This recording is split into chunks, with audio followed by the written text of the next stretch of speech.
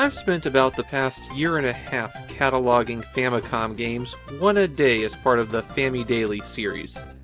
There are 1,042 officially released Famicom cartridges, and to celebrate reaching that 50% milestone, I wanted to post a special video. For my daily videos, I do a bit of background research, seeing if Japanese Famicom fans found anything notable about that game. And as I was doing this, an odd book came up over and over again.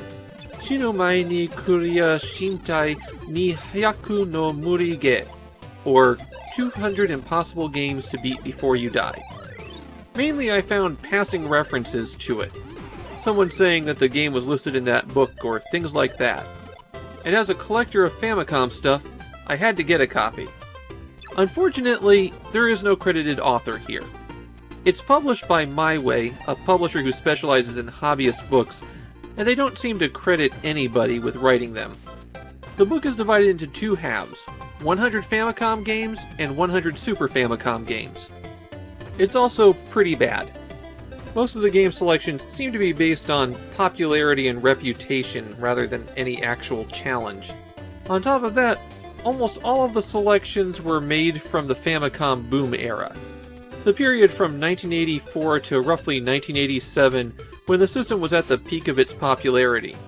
The halfway mark when we divide the number of games is in September 1989. On a list of 100 Famicom games, the list reaches that point at game number 88. So it really gives an impression of someone just going down a chronological list, filling it up, and then going, oh yeah, I gotta put in something from the second half of the system's lifespan. In this video I'm going to go through the whole Famicom list, but I'm not translating the book. The book ranks all of the games on challenge, cruelty, and fun, and I'm not especially fond of giving out star rankings. So instead, I'm just going to give you a bit about each game and why it might be considered challenging. Now you're going to notice that most of these video clips are just going to be from the first stage, and to that I say, I'm doing a video list of 100 games while simultaneously continuing with my daily show about even more games. I absolutely am going to take some shortcuts in the video. Also, my goal is to record on original unmodified hardware. I'm playing with the original carts on an unmodified AV Famicom. There's one game on the list that I might have to create an exception for, but we'll see if I need it by the time I get to the end. One more thing, the book list mixes Famicom and Famicom Disk System, though they're commonly considered two separate platforms. Okay, let's go get beat up. Our list of 100 impossible games is off to a poor start, since I find Balloon Fight to be pretty easy. Now admittedly, that might be because I'm also pretty good at Joust. Balloon Fight mainly exists because Nintendo had created a version of Joust to try to sell the NES to Atari. The key difference here is that you can take 2 hits in Balloon Fight, and there's 12 unique stages that the game cycles through. The two things that can provide a real challenge here are that there's no extra lives, so you have to do those 12 stages on 3 men. And if you choose to play 2 players, this is one of those early Nintendo games where players can cooperate or actively undermine each other. Once you have a feel for how the character's momentum works, it's trivial to be able to complete a loop. Of course, there's no ending here, even on Balloon Trip mode, where the game just continually generates a random field of obstacles after you're past the first section. I like Balloon Fight a lot, but it's pretty far from an impossible game. At least Formation Z is a difficult game, although most of the difficulty comes from it being pretty bad. This is an early shoot-'em-up where the game mechanics don't really work very well. While you're in robot mode, you can run around and jump over obstacles, and fire your gun, which you can also shoot at an angle. But if you hold down the jump button, then you turn into a spacecraft and can zip through stages, firing wildly. The catch is that while you're in aircraft, your fuel is counting down. And there are some segments that you have to fly over. So if you go into those without enough gas, you're going to fall out of the sky. You recover your energy by collecting fuel tanks while you're in robot mode. There's 6 levels in Formation Z, and you have to cover a certain amount of distance in each of them, so flying will get you to the end of the level sooner. However, the position of all enemies and energy tanks are random, so you can't really memorize patterns, you can just react. Formation Z is a mediocre game that is difficult, but its difficulty comes from being poorly designed. It is impossible to overstate how important Draga No Toe was to the Japanese gaming industry. This is the foundation of the fantasy action-adventure games that would dominate the Famicom and still resonates today in things like FromSoft's Souls games. It's also truly an impossible game, and one that people would consider trying to beat for its historical significance. The key to the challenge in Draga is that every level has a special item that is uncovered by fulfilling a special condition. They start out simple, like defeat a particular enemy, but later on they become increasingly esoteric with things like go to all four corners of the stage. You don't have to collect every single treasure, but there are some that if you miss, you can't win the game. The one concession to players on the Famicom version is that there is a continue code. With 60 floors to the tower, you're going to need it. When you start playing Astro Robosassa, you'll go, this isn't so hard. But those first few stages intended to get you the right feel for how the robot moves give way to some absolutely cruel level design. The key to Astro Robosassa is that you have a limited amount of energy and you use it when you fire. And while you can shoot down enemies, what you really want to do is use the recoil from the gun to get around. Your goal in every stage is to collect or destroy all of the energy capsules, and they're often stuck behind some wall that you have to shoot your way through. Coming into contact with any enemies quickly drains away your energy. And the real challenge on the later stages is that the game starts switching up the physics on you. There will be a heavier gravity, or underwater where you're buoyant, and the final stage has a black hole in the middle of it that draws you in. Astro Robosassa is really tough, especially on the later stages, as you only have one life, and the energy is always ticking down. Though you can cheat a bit by starting a two-player game and having one player collect all of the energy capsules. Challenger is a game with a longer reach than you might think. It's the prototype of the cinematic action game. It consists of multiple set pieces that you have to overcome. How is it as a challenge? Well, it is pretty difficult, at least if you don't turn down the difficulty. And as you increase difficulty, the game keeps adding additional special obstacles. You begin in a side-scrolling scene where you have to make your way back and forth on a train. And then it goes to an overhead view, which is the bulk of the game. In that overhead view, enemies spawn randomly, and it often forces you into bottlenecks. The big problem is that a lot of enemies are invulnerable, so you have infinitely spawning, indestructible enemies that you can't get past. The only options to deal with them are to go back and fight other enemies for a power-up that will let you defeat them, or lure them out and hope to sneak around them. There's other oddities like how power-ups will kill you unless you shoot them, and platforming sections with some very suboptimal controls. Challenger is a hard game, and I think its difficulty mainly comes from being such an early game when people were still figuring out how to make this kind of thing. Lockrider was HAL Labs' attempt to use the same engine from F1 Race, but turn it into more of an action game. In a post-apocalyptic future, you drive the roads on your motorcycle mega-weapon and shoot up anything that gets in your way.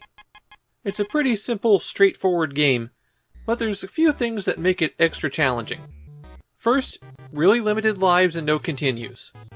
Second, you have limited ammo, so you can't just fire your gun to clear the road ahead of you. You have to pick your shots. Third, although the game initially gives you a choice of 2 tracks and tells you that there are 10 stages, to beat the game you have to clear all 20 routes. So you get your choice of track for the first 10 levels, and then you have to do all the ones that you didn't pick the first time. I think the furthest I've ever gotten was stage 8. When the slightest brush of your motorcycle means death, it makes the whole game ruthlessly difficult. In the arcades, Backland was a massive hit, and one of the foundational members of the platforming genre. Unfortunately for Pacman, by the time this not very good port reached the Famicom, Super Mario Bros. Had been released. The original arcade machine used an unusual control scheme where there was no joystick and it used 3 buttons to control instead. Namco decided to replicate that on the Famicom and have you move left and right using the A and B buttons, while pressing on the joypad makes Pac-Man jump. That's disorientating enough to be a challenge, but this is also a pretty long game that requires some extreme precision when you get to the later stages, and I've never gotten the timing off the springboards to work correctly for me. There's also some unusual stages where you can jump in the air, which sounds helpful, but the timing on it's a little bit tighter than you might realize. Backland is a pretty tough game, and it's not helped by its choice of control scheme. You know, I wouldn't put Burger Time down as a game to beat. It's a score attack arcade game where your only real goal is to beat your high score. But there is a game loop here. 6 stages and then the game starts to repeat. So I guess technically you could count that as a victory. Your goal is to build burgers by running across them, which makes them fall. The anthropomorphic food that's chasing you can get squished by a falling burger, or if they're on top of it when it goes, they can make that part of the stack fall even further. You can stun these persistent chasers by throwing pepper in their face, and it doesn't refresh after you die, so you need to minimize your pepper usage. On some of the later stages in the Famicom port, if you don't move in the exact right way when you start out, you're already dead. And another thing making this port a bit more difficult is that it requires some really precise alignment between your chef and the platforms and ladders that you're moving onto. Now all that said, getting through one loop isn't that difficult of a challenge. It's tough, but far below what I would call an impossible game. Iki is another game where beating the game is hard to define. It's a port of another early arcade game, and there are 4 distinct stage layouts, 8 stages to complete a secret code that was used for a contest at the time, and 28 stages until the patterns loop. The generally agreed upon point where you've beaten the game is the 8th stage when you've completed the password. Iki has a dubious place in history for the Famicom. It's the game that the term kusoge was coined about. Kusoge basically meaning crap game, and referring to a ludicrously awful game. The goal on every stage in Iki is to collect the 8 coins that are scattered around the area. Hitting a button throws out your sickle, you can only have 1 shot on screen at a time, and it automatically heads towards the nearest enemy, who has probably moved out of the way by the time it reaches them, or you had something blocking you. You have to walk to the very edge of the screen to make things scroll, which is where enemies spawn, and 1 hit kills you. Beyond that, power-ups actively harm you, there are no continues, and the backgrounds don't really help you know where you can and can't walk. It's not the worst game on the Famicom, but it's definitely kusoge. The Famicom port of Kardataka may have never left Japan, but this is a game whose reputation for difficulty is well known due to its other versions. The first game developed by Prince of Persia creator Jordan Mechner, Kardataka was known for using rotoscoping to get some smooth animation, that you don't see a whole lot of on the Famicom. You're a martial artist fighting your way through waves of enemies, and you take them on in a series of one-on-one duels. You can punch and kick at high, medium, and low levels, and you also have to remember to go into a fighting stance, or you'll die from 1 hit, and then get out of that fighting stance after a fight, so you can advance before another martial artist shows up. You only have 1 life and there's no continues, and you don't even really refill your health after a battle. You can get a small amount back, but really Kardataka is a game of attrition. You will die a lot trying to beat this one. And of course, don't forget to bow. If I ever make a video about Japanese game titles that make the game sound naughtier than they actually are, Star Luster would definitely make that list.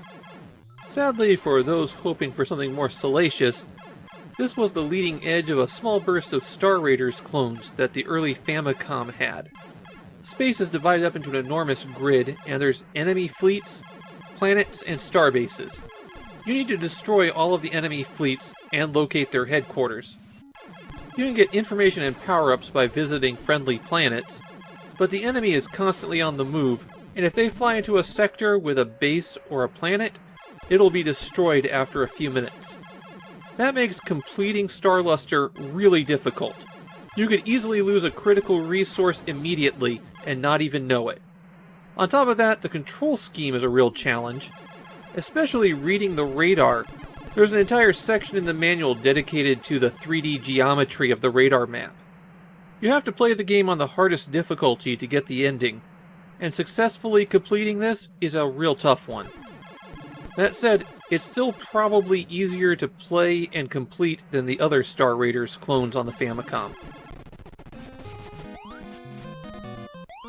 If there was any game that was obligatory for this book, it was Spelunker. There's actually a meme photo that goes around in Japanese retro game circles of a copy of Spelunker on a store shelf with a label attached that says, "You will die immediately." Spelunker has a reputation as the hardest Famicom game, and the fragility of its hero was so well known that a cartoon series about Spelunker was made, and that was the only joke. Thing is, Spelunker really isn't that difficult, it just has a different set of expectations. It's a platformer in the style of Donkey Kong rather than Super Mario Bros. And so if you fall more than your body height, you die. And of course, any little bump from anything will kill you here. Standing too close to one of your bombs, getting caught by a ghost, having a bat poop on your head. But if you play carefully and deliberately, and use the tools that you're given, it's not that difficult of a game. But I guess if you made a list of 100 difficult Famicom games and left it off, someone would complain. If you want an example of how unbalanced the list in this book is, count how many consecutive episodes of Famidaily I'm about to go through. Pokosuko Wars has a reasonable claim as to being the first RPG on the Famicom. At least if the defining quality of an RPG is that you fight things to get experience points and grow in strength. It's also a game that's virtually impossible unless you fully understand the game's systems. And in reality, it's about a half-hour long push-your-luck game. You have to figure out how to mitigate your risks, while getting enough reward that you'll be able to make it through to the end. You're a king and your army has been transformed into static objects in the background, like trees and rocks. You turn them back by pushing into them. I won't get into the combat formula, but every time a unit wins a fight, it gains a bit more power. If it wins 3 fights, then it levels up and gains a big boost of power. As long as the king survives, you can keep going, but all it takes is one bad roll to end the game. Pokosuko Wars is not the most difficult game once you understand it, but it is impenetrable if you just pick up and try to play it. And it has one of the most infamous game over screens on the Famicom. Pokosuko Wars is well known enough for being tough that it's one of the few games that they give a full page to in the book. Its inclusion on the list makes a lot of sense. Zuno Senkan Gal is the first entry on this list that I wouldn't call challenging. I'd describe it as sadistic. Superficially, it doesn't seem that bad. It's a pretty basic vertically scrolling shooter with no power-ups and terrain that you can run into. The gun doesn't auto-fire, so you'll have to mash the button pretty hard while you play. Still, that would just mark it as a low-rent Xevious or Star Force. What elevates this one to Geneva Convention violating torture device is the condition required to clear it. You have to obtain 100 weapon parts before the final boss will appear. A weapon part appears roughly every other stage. There are branching paths between stages, and there's 3 different regions that you'll warp between, so you'll complete about a dozen stages before the game loops. Are you starting to see the problem here? To collect 100 parts takes roughly 3 hours of continuous play. If you don't have an auto-fire controller, you are going to injure yourself doing this one. Even if Zuno Senkan Gal was a good game to play, it would still hurt to try to beat it. Over the course of the Famicom's lifespan, Bandai hired development house Tosei to create around 24 games based on popular cartoons. They are, without exception, truly awful. And Obakeno Kyotaro is one of their worst. The concept here is that you're a friendly ghost who happens to be scared of dogs, and you have to get through 12 days of delivery before the game loops. At about the halfway point of each stage, the screen freezes and you can't continue until you locate the item you have to deliver. Then at the end of the stage, you have to search around to find the person who you have to deliver it to. Kyotaro can fly if you jump twice, but his energy runs down more quickly that way, and you'll have to eat food to bring that bar back up. The big challenge here is that some of the dogs that shoot will fire continuously, and Kyotaro is very slow and unresponsive. There are no continues, but there are places where it's possible to get infinite extra lives just by repeating the same bonus stage. This is a tough game, but it's tough because it's a mediocre one, and it doesn't really stand out to me from the other bad action games on the Famicom. If you want to be nice to yourself, you can just say that you've beaten Dexter after you've cleared 5 levels. That's when the stage layouts start to repeat. Of course, as you go on, the enemy patterns change, and there is an actual ending. Once you've cleared 99 stages, it goes to a special ending screen. Those of you possessing advanced math degrees might have realized that 5 does not go into 99 evenly. And that is correct. The game stops 1 level short of a final boss. In Dexter you only have 1 life, and you are especially fragile. Enemies have a tendency to park on you and rapidly drain away your health. You can put up a shield, but if you laid it on an enemy while jumping, you can't move anyways. Your gun auto-targets the nearest enemy, and even on the early stages it takes a lot of hits to take them down. Then there's Jet Mode, the feature that the game's best known for. It's a pain to control, and because pressing in the direction opposite of where you're going causes you to change back, you'll be inadvertently transforming all the time. This is a bad port of a computer game that wasn't so great to begin with, and it's another game on this list where the cruelty is the challenge. Binary Land is the cutest game on the list. Okay, it's one of the cutest games on the Famicom, period. Between the adorable designs and pastel color palette choices, Binary Land is pretty welcoming. It's also not especially difficult. There are 2 penguins in the maze, and your goal is to get them to meet at the caged heart at the top of the screen, reaffirming their love. You control one of the 2 penguins directly, you select which one when you start the game, and then the other penguin mirrors your movement. The mazes are split in half, and they aren't symmetrical, so you have to take that into account as you guide them back together. You can shoot out a little jet of air to clear away the spider webs, or knock out enemies that are approaching them. The only thing that's really difficult about Binary Land is that there's 100 levels. But there's a continue code, and even if there wasn't, it's much more of a chill game than a challenging one. The entry for Ninja Hattori Kun in the 200 Impossible Games book demonstrates another problem with it. It's pretty poorly edited. The book has the wrong release date, and Ninja Hattori Kun is not a game where the release date is disputed. And since these entries are presented in chronological order, the release date that they have down means it should have appeared earlier in the list. Could have been worse though. The first entry in the Super Famicom list is a game that was released in 1994 that they have down as being released a year before the console. Well, let's get to Ninja Hattori Kun itself. It's a run-and-gun style platformer with terrible controls and a power-up system that makes absolutely no sense. You can also get stuck by enemies that just hit you over and over again until you die. And that's because enemies tend to come out in a continuous flow, spread out just right so that the next one hits you as soon as you recover from being stunned by the last hit. There is a continue code, but this one's a real slog to get through. It was a smash hit at the time of release, and it's still well regarded in Japan, though I have no idea why. Aragus is the first game on the Famicom list if you arrange them in Japanese syllabary order. A bit like a game called Aardvark Adventure would be first in English. It's one of many, many Xevious clones that peppered the Famicom in the early days.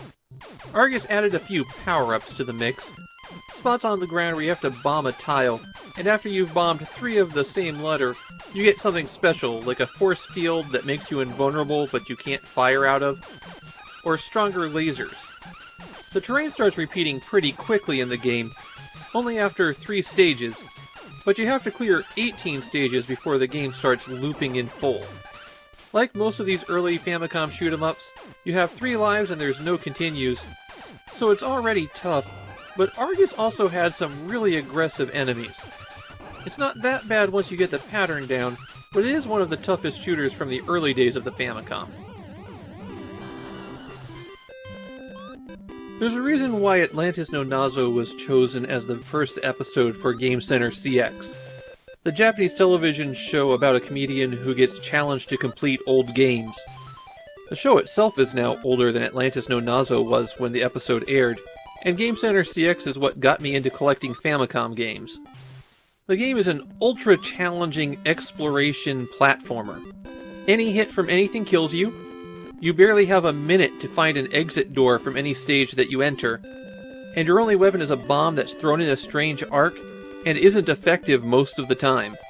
There's also 2 trap areas that when you get into them, they just kill you over and over again. Many hidden exits that look like they could kill you, and treasures that are absolutely vital to collect to complete the game, but go away when you die. If that wasn't enough, the jumping isn't very good, as you'll either move in huge uncontrollable arcs, or barely at all. It makes a lot of sense for this list, because back in the 80s, if you could beat Atlantis No Nozo, then you were the monarch of video games. How many Bandai Tosei joints that are difficult due to bad controls and terrible design decisions does one list need? Isn't this supposed to be games that you want to beat before you die? At least Kage no Kyotaro is not as bad as some of the other Bandai Tosei games. Every level consists of an overworld map and several smaller stages. You're looking for an orb on one of those stages that will let you get to the boss. The stages are essentially mini-games, and there's 4 varieties of them. Kill enough enemies to open a door, collect enough spirits to open a door, light all the candles to open a door, or fly around and kill enough enemies to open a door. There's also a few different kinds of backgrounds for each of those, but it becomes monotonous pretty quickly, especially since the minigame selections are always randomized. So even if you aren't good at the game, you'll see them all pretty fast. It only takes 1 hit to kill you, and you're pretty slow with a lot of momentum. Also, you have to get really close to the edge of the screen in order to scroll it, and so enemies that shoot at you will tend to appear right on top of you. There's also some special weapons you can collect, though they can be kind of tricky to use. You're really slow to move and turn in this game, more difficult than it should be, too. This is another one of those games that's tough, but not in any way that's interesting. Despite appearances, Kage No Den Setsu is actually a score attack arcade game. Yes, every 4 stages you're rescuing a princess only to have her kidnapped again, but that doesn't mean it's not a score attack arcade game. Just ask Mario about his experiences with Donkey Kong. So it does make the question of what do you define as beating the game a little bit tricky. Since the backgrounds rotate through seasons, most people go with 16 stages, once through every season. Kage No Den Setsu is best known as that game where you can jump really high, and that jumping brings with it an unusual control scheme where you have to press up to jump. The buttons are occupied with a shuriken and sword, and those have to be separate because the real trick to being good at this game is learning to deflect shots with your sword. Once you have that down, this isn't that difficult of a game. You might want to just keep swinging as you run around so you can catch any shots flying at you. The power-up system's a bit annoying, but it's not anything that you couldn't get used to. It might not be a particularly deep game, but it is one of the better early Famicom action games. And it is pretty cool as you go jumping through those treetops. I think Mighty Bomb Jack gets overlooked by a lot of NES fans. It doesn't follow the conventional rules of platforming, and it has a lot of systems that are fairly mysterious, and you wouldn't know about them unless somebody told you. Like how you can warp from the start of the game all the way to the ending, but pulling off the warp is a real test of skill. There are a lot of hidden secrets, too, and you're required to get some of them in order to get the best ending. The key to making any progress in Mighty Bomb Jack is understanding how Bomb Jack moves. Tap A once for a huge leap into the air, tap A again to start coming down, and mash A to float. Watch out that you don't collect too many power-ups, or else you'll get set into a punishment room where you have to jump 50 times in order to escape. Yeah, this is a weird one. The lack of continues and how easy it is to die, but once you understand how the warp zones work, you can get through the game pretty quickly. Really? Really? I can get how Dragon Quest fulfills the I want to beat condition here. It is, after all, one of the most historically important games of the Famicom era, the progenitor of all JRPGs, the origin of a cultural phenomenon. But in terms of impossible games? No.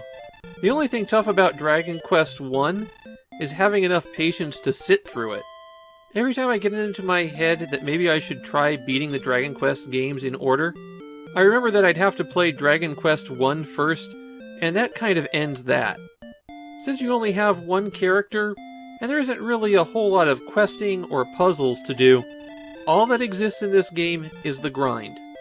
Grind up cash to buy your next piece of equipment, grind up experience until you get your next level, repeat those until you can survive the next region. In 1986, there was nothing else like it for the Famicom, so I can get why it got a reaction. Or at least why Dragon Quest II got a reaction. Dragon Quest I was a bit of a slow burner for sales. The game is trivial to beat, though. The only thing you really need is time. If you were going to have any Famicom Disk System game on the list, this was going to be it. The cover actually says, for super players, and they mean it. This is Super Mario with every dirty trick, every cruel enemy placement, and a few new nasty tricks besides. It's still recognizably Mario, but the level design is built to punish you. On top of that, you can't use warp zones if you want to clear the game, and you aren't allowed to use continues on the last few worlds. The playground rumors back in the day was that the US didn't get this Super Mario Bros. 2 because Nintendo thought American players weren't good enough for it. The thing is, Japanese players weren't good enough for this game. It's remembered for its absolutely absurd, impossible difficulty. That and giving Luigi a higher jump, but really, people only remember how difficult this game is. Nintendo scaled it back when they remade the game for the Super Famicom, but not that much. Well, we're 1/4 of the way through the list, and rather than just charge through with 100 games, I wanted to take a short breather. And since this is a long video about one particular Famicom book, I thought I'd share some of the other Famicom books I own. My collection isn't huge, but I have a few things to show off. For this first break, it's my reference books, starting with my trusty Famicom Complete Guide Deluxe. You can see my copy's pretty worn because I reference it constantly. It's part of a whole series of guides, and I recommend the PC Engine and Mega Drive guide as well. The Famicom Complete Guide Deluxe has an entry for every single game, mostly in chronological order, details on every official peripheral release in the Famicom's lifetime, and some sidebars on useful topics like variant cartridge labels and the stickers applied by various used game stores. This series of books are called Cho Kusoge, and they have articles on some of the more infamous bad games on systems. They don't cover a lot, and some of the entries would really surprise you. My copies are actually autographed. This book is Cho Famiman. It's a guide to the various comics based on the Famicom that were published in the 80s. At the height of the Famicom boom, there were a lot of comics about kids using their video game skills to fight bad guys. And here's my set of Game Center CX books. Not solely about the Famicom, of course, but they still have some good information in them. I hope you've had time to refill your drink and go to the restroom, because now let's get back to the list. Makaimura is the poster child for insane 8-bit difficulty. If you were compiling a list of the hardest Famicom games, it would have to be on there.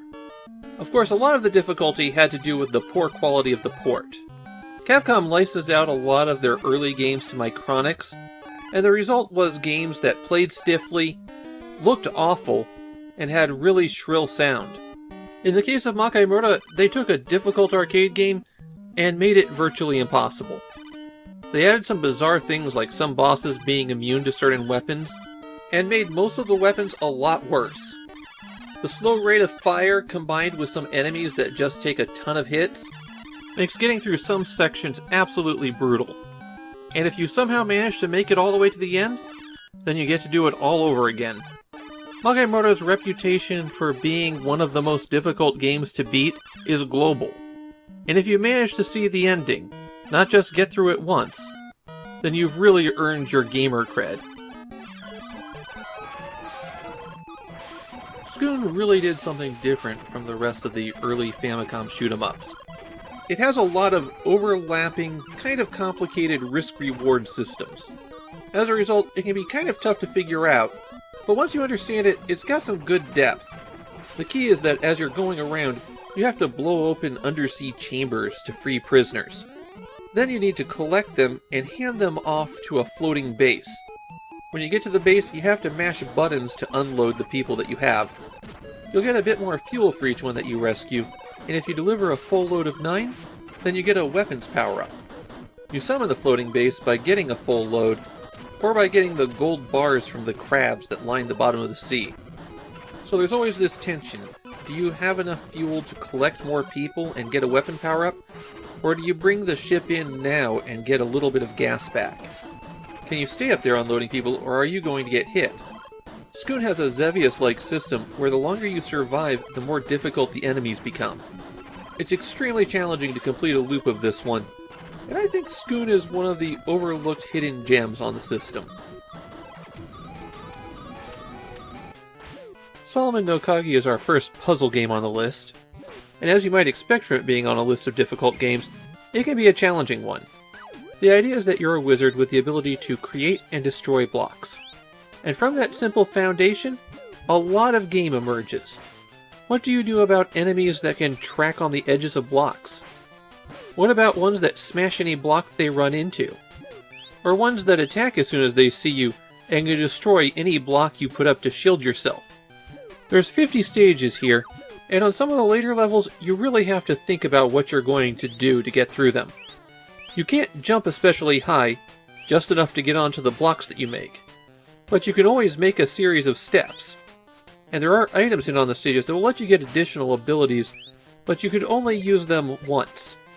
Death comes quick here, so you will need to use the continue code if you're going to try to complete the entire game in one sitting. This is a tough game, but one I enjoy quite a bit. Ganbare Goemon is on the list for being the starting point of an enormous franchise. Yeah, I know there was an arcade game first, but the arcade game doesn't really have anything in common with any of the games that followed it. And as the first game in a franchise, Ganbare Goemon is a bit rough. In fact, I'd probably put Ganbare Goemon 2 on the list rather than this first game. It's both a more well-formed game and more challenging. The goal of every level in Ganbare Goemon is to find 3 passes so that you can exit through the gate at the end of the stage. You can freely wander around, but most of the passes are hidden in underground areas. Sometimes you have to buy them from a shop, and there's usually one that you have to collect from a 3D maze that you enter through a store. The challenge in Ganbare Goemon mainly comes down to navigating the stages, and on a few of the later levels, there is some tricky platforming that's more difficult than it should be due to the poor perspective. This is really a game that can be beaten with persistence and a map, which is why the sequel would have been my choice. Falcarino Boken was the first game to really model itself on The Legend of Zelda. You have the same top-down view where you wander the world, killing monsters and occasionally solving a puzzle, and you can assign different abilities to each button. Normally you'll want one button to be your sword and another button to be your magic, but you can get plenty of other things. One of the weirdest aspects to the game is that you have to go to an inn to raise your level, and as you sleep in the bed, it costs you money for every point of health it recovers. So you level up, and then you have to pay for the health that you acquire. Falcarino Boken has a pretty big world to explore, and there's hidden warps and treasures and dungeons. There's a lot more going on than it appears at first glance, but you do have to grind for a while to get yourself going. First you have to grind until you're strong enough to beat the big monsters guarding the boat, and then you have to grind to survive the second continent, and then grind some more so that you can survive the first dungeon. It's a big action-adventure game, but you're going to be spending most of your time just pounding on monsters trying to get stronger. Now you might be thinking, Fist of the North Star? It's a bad game, but it's not that tough. Well, you're probably thinking of the game that was Hokuto no Ken 2. For the US, they skipped this first one, and it is much worse and much more arbitrarily difficult. You're still wandering around a post-apocalyptic wasteland beating people up, and in this one you have to punch the red people to make them explode. That will get you a power-up, and you have to collect 7 of those to reach full strength. Sometimes you'll see this girl appear in a doorway. She's trying to indicate the path through the level to you, and you enter doorways by pressing up, A, and B simultaneously. And I do mean simultaneously. The girl who indicates the path sometimes lies, though, so it's not even consistent. Besides that, if you want to recover health, on every stage there's one particular place that you have to be at in particular condition in order to trigger health recovery. And if you somehow manage to get through the whole level, there's always a boss at the end who you have to defeat using the exact same method as was used in the original comic, so I hope you remember what arbitrary things you have to do there. This first Hokuto no Ken Famicom game is a very tough one to beat, and fairly infamous in Japan for being absurdly difficult. If you're looking for a game that seems easy, and then turns out to be absolutely cruel, Sky Kid is the game for you. It looks like the kind of shoot-'em-up that a 12-year-old would create while tinkering with Game Maker. There don't seem to be a lot of enemies. If you do get hit, it's possible to recover from the spin, and there's an easy way to make yourself effectively invulnerable. You can't be hit while doing a loop, so you can use that for a while. But then you get a few stages in, the enemies start piling up, bullets are flying everywhere, your loops are stopping you back in danger, you're taking consecutive hits as you crash so that you can't recover, and then you realize that Sky Kid has 26 stages of this. The biggest challenge is that when you pick up a bomb, you can't do a loop, and it makes you go slower. So you're extra vulnerable when you have that, but using that bomb to destroy bases is how you score big points and extra lives. Plus, you have to bomb the enemy base on the final stage. There's also secrets everywhere in this game, mainly uncovered by doing a loop near something. Just be careful you don't crash into it while you're doing your loop. Sky Kid is deceptively challenging, though it's not a game that's going to impress anybody when you tell them that you beat it. Takahashi Meijin no Nobokenjima was one of the defining platformers on the Famicom, and it's also a bit cruel. Infamously, when they used this game on an episode of Game Center CX, it took 28 hours of continuous play to beat it. The first few levels aren't bad, but as the game progresses, it demands more and more precision. Although it looks like you have a life bar, that's really a timer, and touching pretty much anything will kill you. Toward the end of the game, it starts repeating level geometry, but with enemies packed in wall to wall. The last few levels require a degree of precision that's just unfair. Also, you only have 3 lives to clear the game with, but there is a hidden item on the very first stage that will let you enter a continue code. Takahashi Meijin no Nobokenjima is a pretty well made game, but if you wanted to just enjoy it, I recommend the sequels. Of course, if you wanted an impossible game to try to beat before you die, then this is the one for you. Another game whose awfulness transcends national boundaries. At least it's the only game on the list based on a non-Japanese film. So many people tried Ghostbusters and found it to be totally unplayable. This is a bad port of a game that wasn't very good to begin with. The idea is that you're running your own Ghostbusters franchise, and so you have to go out, buy equipment, maintain your car, and capture ghosts to make money. The problem is, for the equipment, there's some required stuff that you must buy that's on a hidden second screen of the shop menu. You'll spend almost all of your time in a terrible driving minigame, where you just have to dodge cars for a long time in order to reach your destination, and you have fuel that rapidly runs out. And then the process of capturing ghosts is unreliable at best, and you have to collect multiple ghosts in order to get enough cash to keep going. Earn enough money to get the equipment to let you go to the final showdown, and then you're confronted with the worst stairs in video game history. I get the allure of this one being an impossible game to beat before you die, since I don't know anyone who's beaten this one. Do not attempt to adjust your set. Mississippi Satsujin Jiken just looks this way.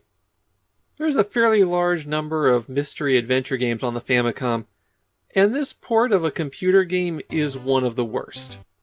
You can't save your progress, for example, and there's a real ticking clock for you to crack the case.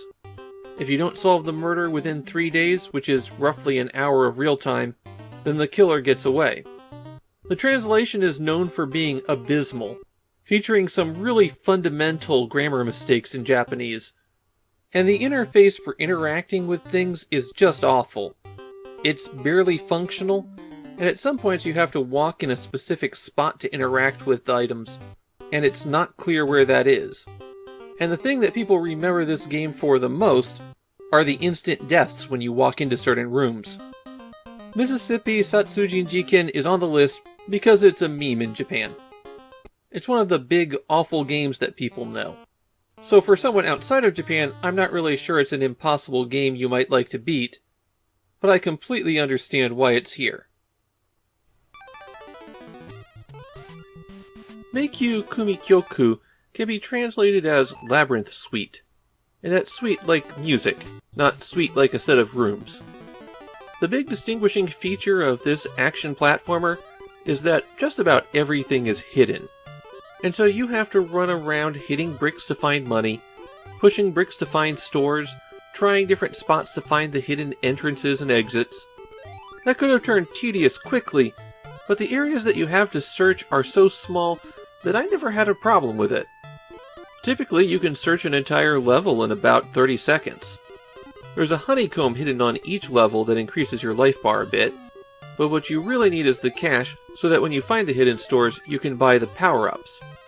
The cash doesn't respawn, so it is possible to get stuck without enough money to buy a required item. So don't buy health from the shops, instead slowly grind it up with rare random drops from enemies. That's the real worst part of Meikyu Kumikyoku. This is a hard game, but it's also made with enough care that it's comfortable to play. I like this one a lot, and beating it is a real challenge. Now here we have a real contender for one of the worst games ever made. According to one of the people who developed the game, they had a promotional meet and greet between the development team and the people who purchased it that went very poorly. Super Monkey Boken is virtually unplayable, which has given it a bit of cachet as a game that if you can beat it, you are amazing. The game is a replication of Journey to the West. You start out on Taiwan with the Monkey King, a monk, and a dragon disguised as a horse, and then you head west, gathering allies, making a long, circuitous route through China. Sometimes you'll just be randomly attacked and go into a side-scrolling battle, where all you can do is mash the button over and over again as it seems like nothing else happens. But the real challenge in surviving this game is the absolutely huge map. To have any chance of completing it, you have to go to certain places. But these places are one square on a map that is far too large for you to see anything. And there's lots of dead ends and traps that if you go the wrong way, you'll become stuck. Even if you play through this one with a guide, you're going to have a hard time. Super Monkey Boken is both infamous and insanely difficult. So perfect for this list. Another infamously bad game, but perhaps one that doesn't stand out nearly as much, is Akari. This top-down shooter is infamously difficult due to its terrible controls, one-hit kill, and limited movement. It's also a long game. If you use cheat codes and just walk through the game, it will still take you about 40 minutes to get to the end. It is effectively impossible to beat Ikari without cheating. The trick is that using the continue code when you get a game over, which is ABBA, drops you right back in exactly where you were. So if you use continues, then you just walk your way to the end, and if you don't use continues, then you're going to have a frustrating experience that is sure to generate the anger that is the game's namesake.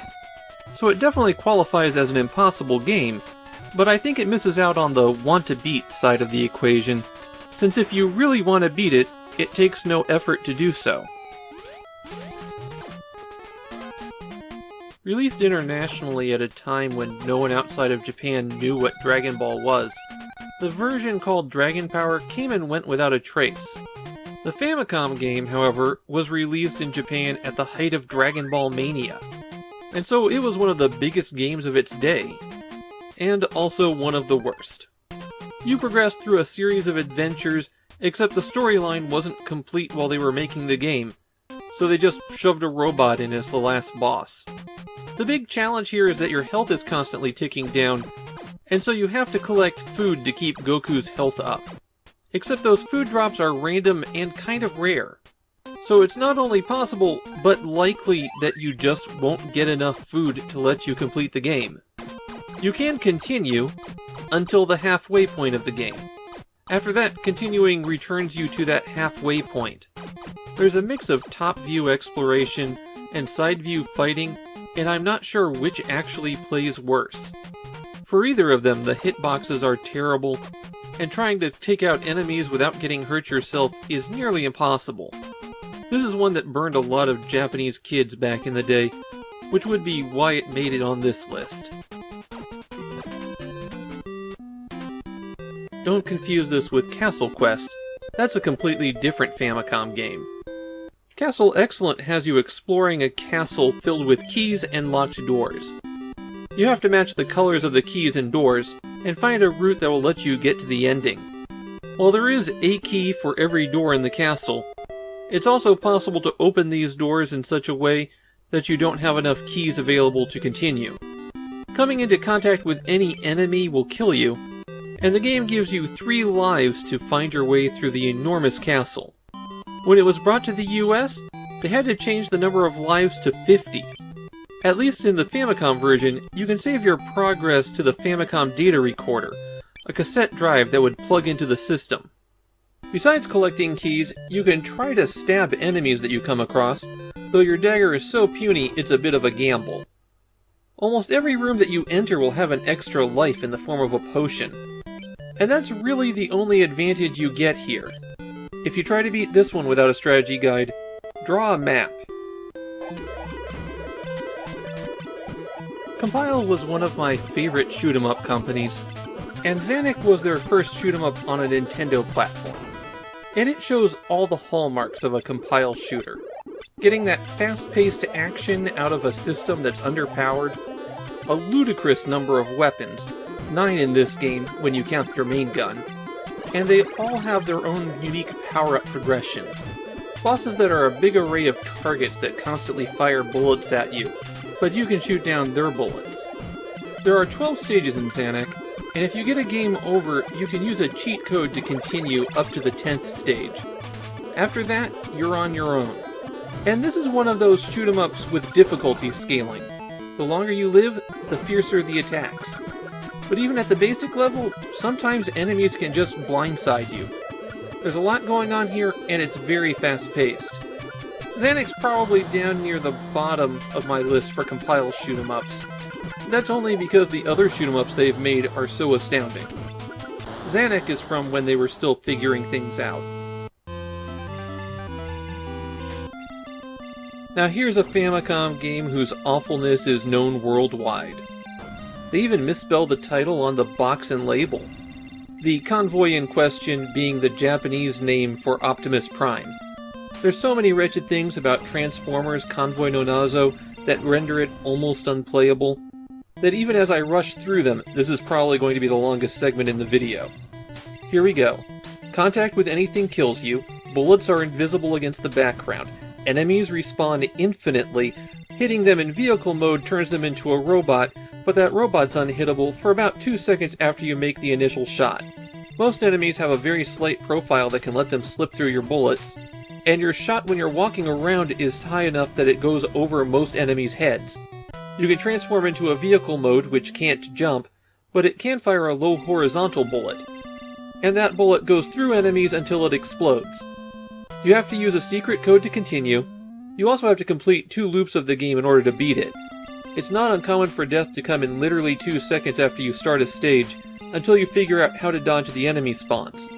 And this is the only game that I know of where getting an extra life can cause you to miss getting an extra life.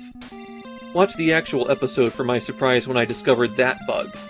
Transformers Convoy no Nozo is one of the most unpleasant gaming experiences on the Famicom. It's virtually impossible to beat due to the many terrible design decisions, and is well known enough that people will see beating it as an accomplishment. It might not be as well known as Transformers, but Takeshi no Chosen has a reputation even beyond Japan for its absurd awfulness. The story goes that after obtaining a license to make a game based on then-comedian Takeshi Kitano, Taito developers took the comedian out for a lunch planning session. And over the course of this lunch, as Takeshi became more and more drunk, the ideas he was providing became less and less feasible. And then they put them all in anyways. To ludicrously oversimplify the game, it's an action-adventure game about a man who loses his job, gets kicked out of his house by his wife, and then travels to the South Pacific to find a treasure. That's a gross oversimplification of things, because the series of actions that you have to follow in order to reach that ending don't make any sense.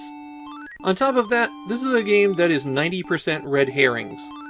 The majority of things in this game have nothing to do with actually completing the game, and in fact will prevent you from completing the game if you try to do them. And if that wasn't bad enough, all of the action in Takeshi no Chosenjo is terrible, right down to the pachinko parlor. There's a reason why the central focus of the television series Game Center CX is named after this game.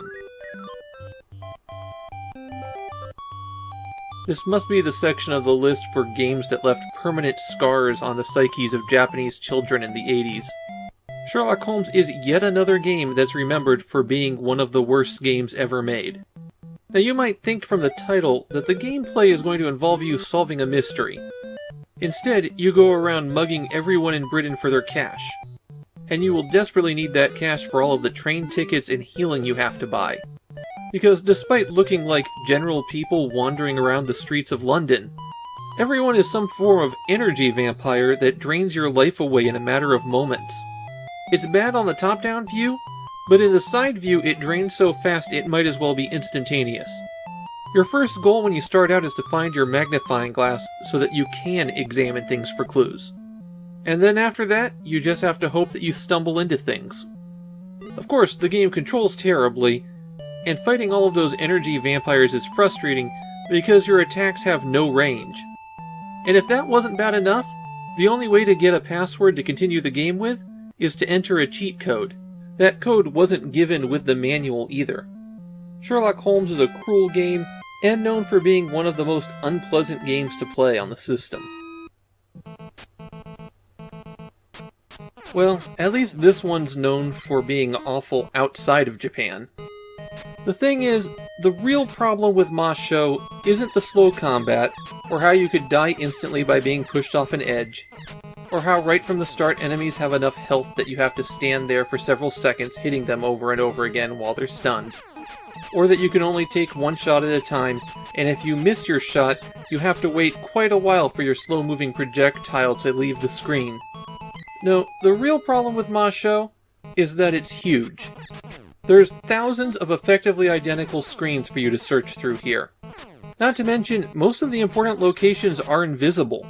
Masho is a good example of the action-adventure games that dominated the Famicom around then, all trying to build off of Zelda no Den Setsu and Draga No Toe, but the only thing they learned from either of those games was to make everything as obtuse and unsolvable as possible. In the case of Masho, they did this by scattering the perhaps 20 significant locations in the game among thousands of screens. It's a game that's impossible not because it's mechanically difficult, but because it's statistically difficult. Metrocross has the most unfortunately colored sprite of any game. He's supposed to be wearing a jumpsuit, not running nude. The point of the game is to just reach the end of the level. You only have one life, and if time runs out, you die. So you have to navigate this obstacle course in order to reach the end. Any time that you have left over is added to the time that you have available to you on the final round, and those occur every 4 stages. There's no obvious continues either. You have to use a cheat code to continue, and those also only work every 4 stages. Just getting past stage 3 is a nightmare, since completing it in time relies on you boosting perfectly off a set of springboards. Actually, getting the boost requires precise timing, and I hope you've memorized the course so that you can land on the next one and go immediately. This one is an absolutely brutal game to complete, even if you're using that cheat code. Now here's a rarity on the Famicom. A game with a female protagonist. Layla really wears its influences on its sleeve, too. You're a woman running through a maze of an asteroid base, and you have an absolutely huge arsenal of weaponry at your disposal. Ammo for all of the weapons are hidden in the boxes that you find everywhere.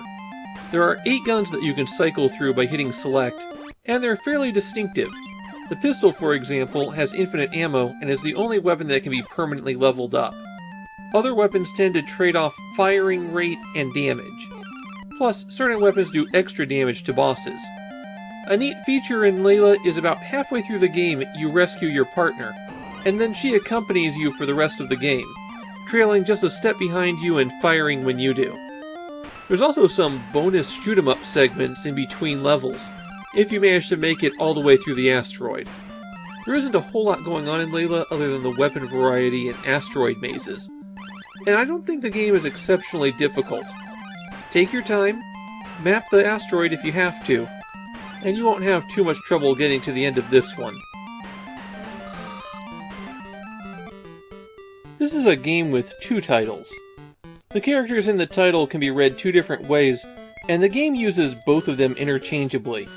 So the title's either Jiku no Tabibito or Toki no Tabibito, depending on what mood you're in. The title actually comes from a film, but the game doesn't have anything to do with the movie. Instead, it's an adventure game of the worst kind. You travel throughout Japanese history, and are constantly prompted with a series of yes or no questions. There's 5 different paths that history can go down, and your answers to those yes and no questions determine if you advance further into that line, or if you have to go back and do something over again. You could also just get killed by someone, and there are no save slots or passwords, so if that happens, you have to start over again. The game is super short, and since it's just a set of binary decisions, you can brute force your way to an ending pretty easily. The game's infamous for your decisions not really making a whole lot of sense, and the wording of questions being especially tricky. It's a well-known bad adventure game, but not one that's especially challenging. I've been talking for a while about games that you'd have to be a real Famicom fanatic to know, but here's one that I'm sure anyone watching this video will be familiar with. The second Zelda game is generally regarded as the hardest game in the series, and I can't really argue with that.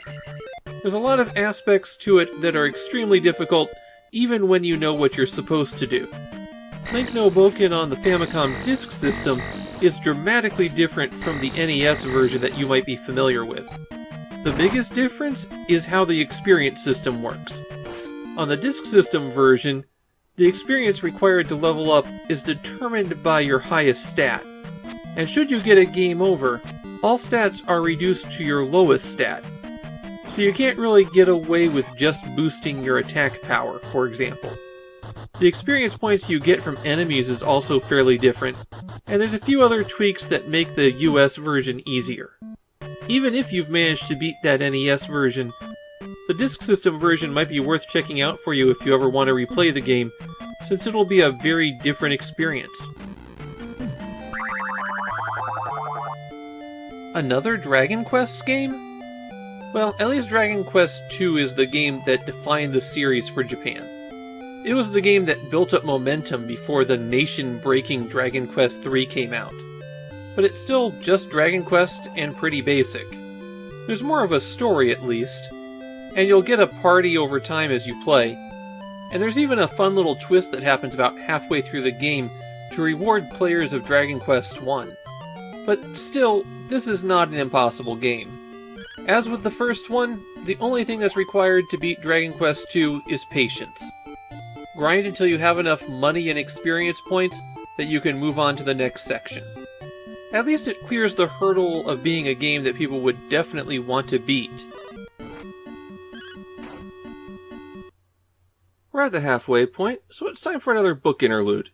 This time, one of the thinner areas of my Famicom collection, strategy guides. Collecting Famicom strategy guides is a hobby in and of itself. There's even a guide to Famicom guidebooks that I've been meaning to pick up. These old strategy guides can be a bit tricky to find, and some of the ones for popular games can be expensive.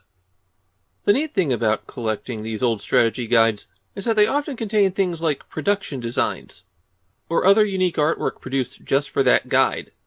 They're an often overlooked part of the historical record of the game's original release. As for my collection, well, I've been mainly picking things up as I stumble across them cheap. So it's not a deep bench, and it's just things that I could find. So in chronological order, this book on Nintendo's soccer, golf, and baseball is part of a line that covers just about the first 2 years of Famicom releases. I think you can understand why it was so easy to obtain when it only covers 3 sports games. Next, we have Japan's best-selling book for 1985, this Super Mario Bros. Guide. It's not an official guidebook, so all of the characters are way off model. It features hand-drawn maps of every single stage. Next is this guide to Sanma no Meitante. It's got some cartoons in the margin, but most of the book is essentially blank, giving you space to fill in the details of your own investigation. This Dragon Quest III strategy guide was published by Shonen Jump, and so it was heavily promoted there. There's a comic at the front that walks you through how to start playing, and a fold-out map that doesn't seem to hold up very well. The guidebook doesn't take you very far into the game either. That's also true of this Final Fantasy III guide. The guide was actually published in multiple volumes, and I'm afraid I only have the first volume. It does have some lovely sketches, though. This Rockman 4 guide uses photographs to assemble maps of each level. The most interesting thing in it are the illustrations of all of the enemies in the game. Finally, I have this strategy guide for Crayon Shinchan. It's about as bare bones as you can get. It just has some screenshot walkthroughs of the game's levels. And that's my Famicom strategy guide collection. Maybe when I run out of Famicom games to buy, I'll start expanding this. For now, though, let's get back to games that you might need a strategy guide to beat. Relics is the game that breaks the Famicom disk system. Both tech chose the worst way to implement a game on the platform, and created the most intensely frustrating game on the platform. In the game, you're a loose spirit that can possess enemies. You're exploring a dungeon, attempting to rescue a kidnapped princess. A lot of the dungeon walls are destructible, and you'll have to attack everywhere to find the items that you'll need for your quest. The controls in this game are a challenge. You have to hit up to turn around, and sometimes you have to be facing away from the camera in order to interact with things like ladders. But the real difficulty with Relics is something that has been dubbed loading hell. Only the absolute minimum amount of the game is stored in memory. And so anytime you encounter a new foe, or anytime you go to a different screen, the game stops and loads up that next chunk. The thing is, it's very easy to get knocked back a screen. So imagine you load to get on a ladder, load the enemy once you reach the next screen, screw up your jump to get off the ladder because it requires a weird amount of precision, then you load the screen that you started on, and then you load the enemies for that area. And this happens constantly throughout Relics. It's more loading screen than game. And it is one of the more difficult games on the Famicom disk system, though most players probably just gave up in frustration. You can't really know how intensely frustrating it is to play Takahashi Meijin no Bugate Honey unless you've actually tried to beat it. It's going to look pretty simple as I'm playing it. You fly around stages and find invisible eggs, and the eggs take you to Arkanoid-style mini-games where you have to collect letters. But then you find that the mini-games require that you collect 2 letters each, and you don't know what letters they'll be until you start collecting them. And you lose lives for touching the wrong letters. And even once you've collected the letters that you need, you still have to clean out the entire stage before you're allowed to continue. And some of the stages will just take you to a place called Hell, where you have to bounce the ball around forever until you get a lucky shot. And if you fail to collect a letter that you need in one of these mini-games, then you have to go back in and repeat it until you get everything. And the stages are randomized so that the position of eggs and which mini-games they take you to are different every time. And if you do manage to assemble all of the password and make it to the next stage, you start having to deal with things like enemies spawning on top of you and other unavoidable attacks. This is a game that hides some real cruelty just below the surface. Getsu Fumiden is what would happen if Castlevania and Ganbare Goemon fell in love and had a samurai ghost child. The game incorporates a lot of things that Konami was doing in other titles at the time, and mixes them together into something distinctive. You have the large open overworld that you have to explore. Sometimes there will be first-person dungeons, but most of the time you'll enter a region and then have to fight through a horror-themed side-scrolling action game. You have to find shops and buy the correct items and passes so that you can get to the next region. And the game really sprawls. You're definitely going to need the password function if you want to complete this one. And this is definitely a case where it's an impossible game. It becomes very difficult as you progress, and one you'd want to beat, since it is Konami doing what they do best. Booby Kids is a perfect example of why this list has some serious problems. It's not that this isn't a tough game. It can be a genuine challenge. And it's not that it's an awful game, it's fine. The thing is, I strongly suspect that Booby Kids is only on this list because it was the next game consecutively after Getsu Fumiden. The idea in Booby Kids is that you have to collect all of the special items on the stage and then make your way to the exit. One touch from any enemy kills you, and you defend yourself against them by digging holes. Enemies can fall into these booby traps, and then you bury them alive. Burying an enemy can cause them to drop a power-up, including bombs which can destroy terrain or take out more enemies. Booby Kids is an interesting and obscure game in the mold of Heiankyo Alien and Bomberman, but when you consider how many games are missing from this list of 100 impossible games to beat before you die, its inclusion doesn't make a whole lot of sense. In 1987, the Famicom was packed with action-adventure games, most of which required that the player hunt down obscure secrets. You had to be willing to spend weeks checking every single corner of the game, mapping it out in detail, or you could just buy a strategy guide. Dragon Slayer 4, which was the first of 3 Dragon Slayer games released on the Famicom, might be the largest of these games. It's a labyrinth of 256 screens. You have 4 characters with which to explore it, each of which has their own unique ability that unlocks other areas of the maze, and all of whom collect power-ups for the other characters. On top of that, Dragon Slayer 4 requires some real pixel-perfect movement and use of abilities. There will be places that you think you're at a dead end because it looks to be impossible, but if you stand in the precisely correct spot, jump precisely the correct way, and precisely time your action, you can open a path that will require another bit of pixel-perfect movement to get into. That's the kind of game Dragon Slayer 4 is. Even with a guide in front of you, this one is a tough one to beat. And here we are with another fantasy-themed, side-scrolling action-adventure game. Chesterfield leans a lot more towards the action side of the action-adventure, and most of the game is going to consist of grinding up money to get better equipment. There's also some really nasty platforming as you get further in the game. One of the weirder aspects of Chesterfield are the dungeons. They're non-Euclidean and have paths that disappear when you go down them. Mapping these is hard because they loop back on themselves, but not in any kind of consistent way. I found the combat to be a bit clunky in this one. Your movements are stiff, and your sword tends to hit way beyond its actual reach. Really, it's a bit of a surprise that Chesterfield would even make it on this list. It's a real, oh yeah, that game exists kind of title, especially as part of a genre that was really overrepresented on the Famicom in 1987. If you've only ever played the US version of this one, called Robo Warrior, then you might be a little bit confused why this would be flagged as an impossible game.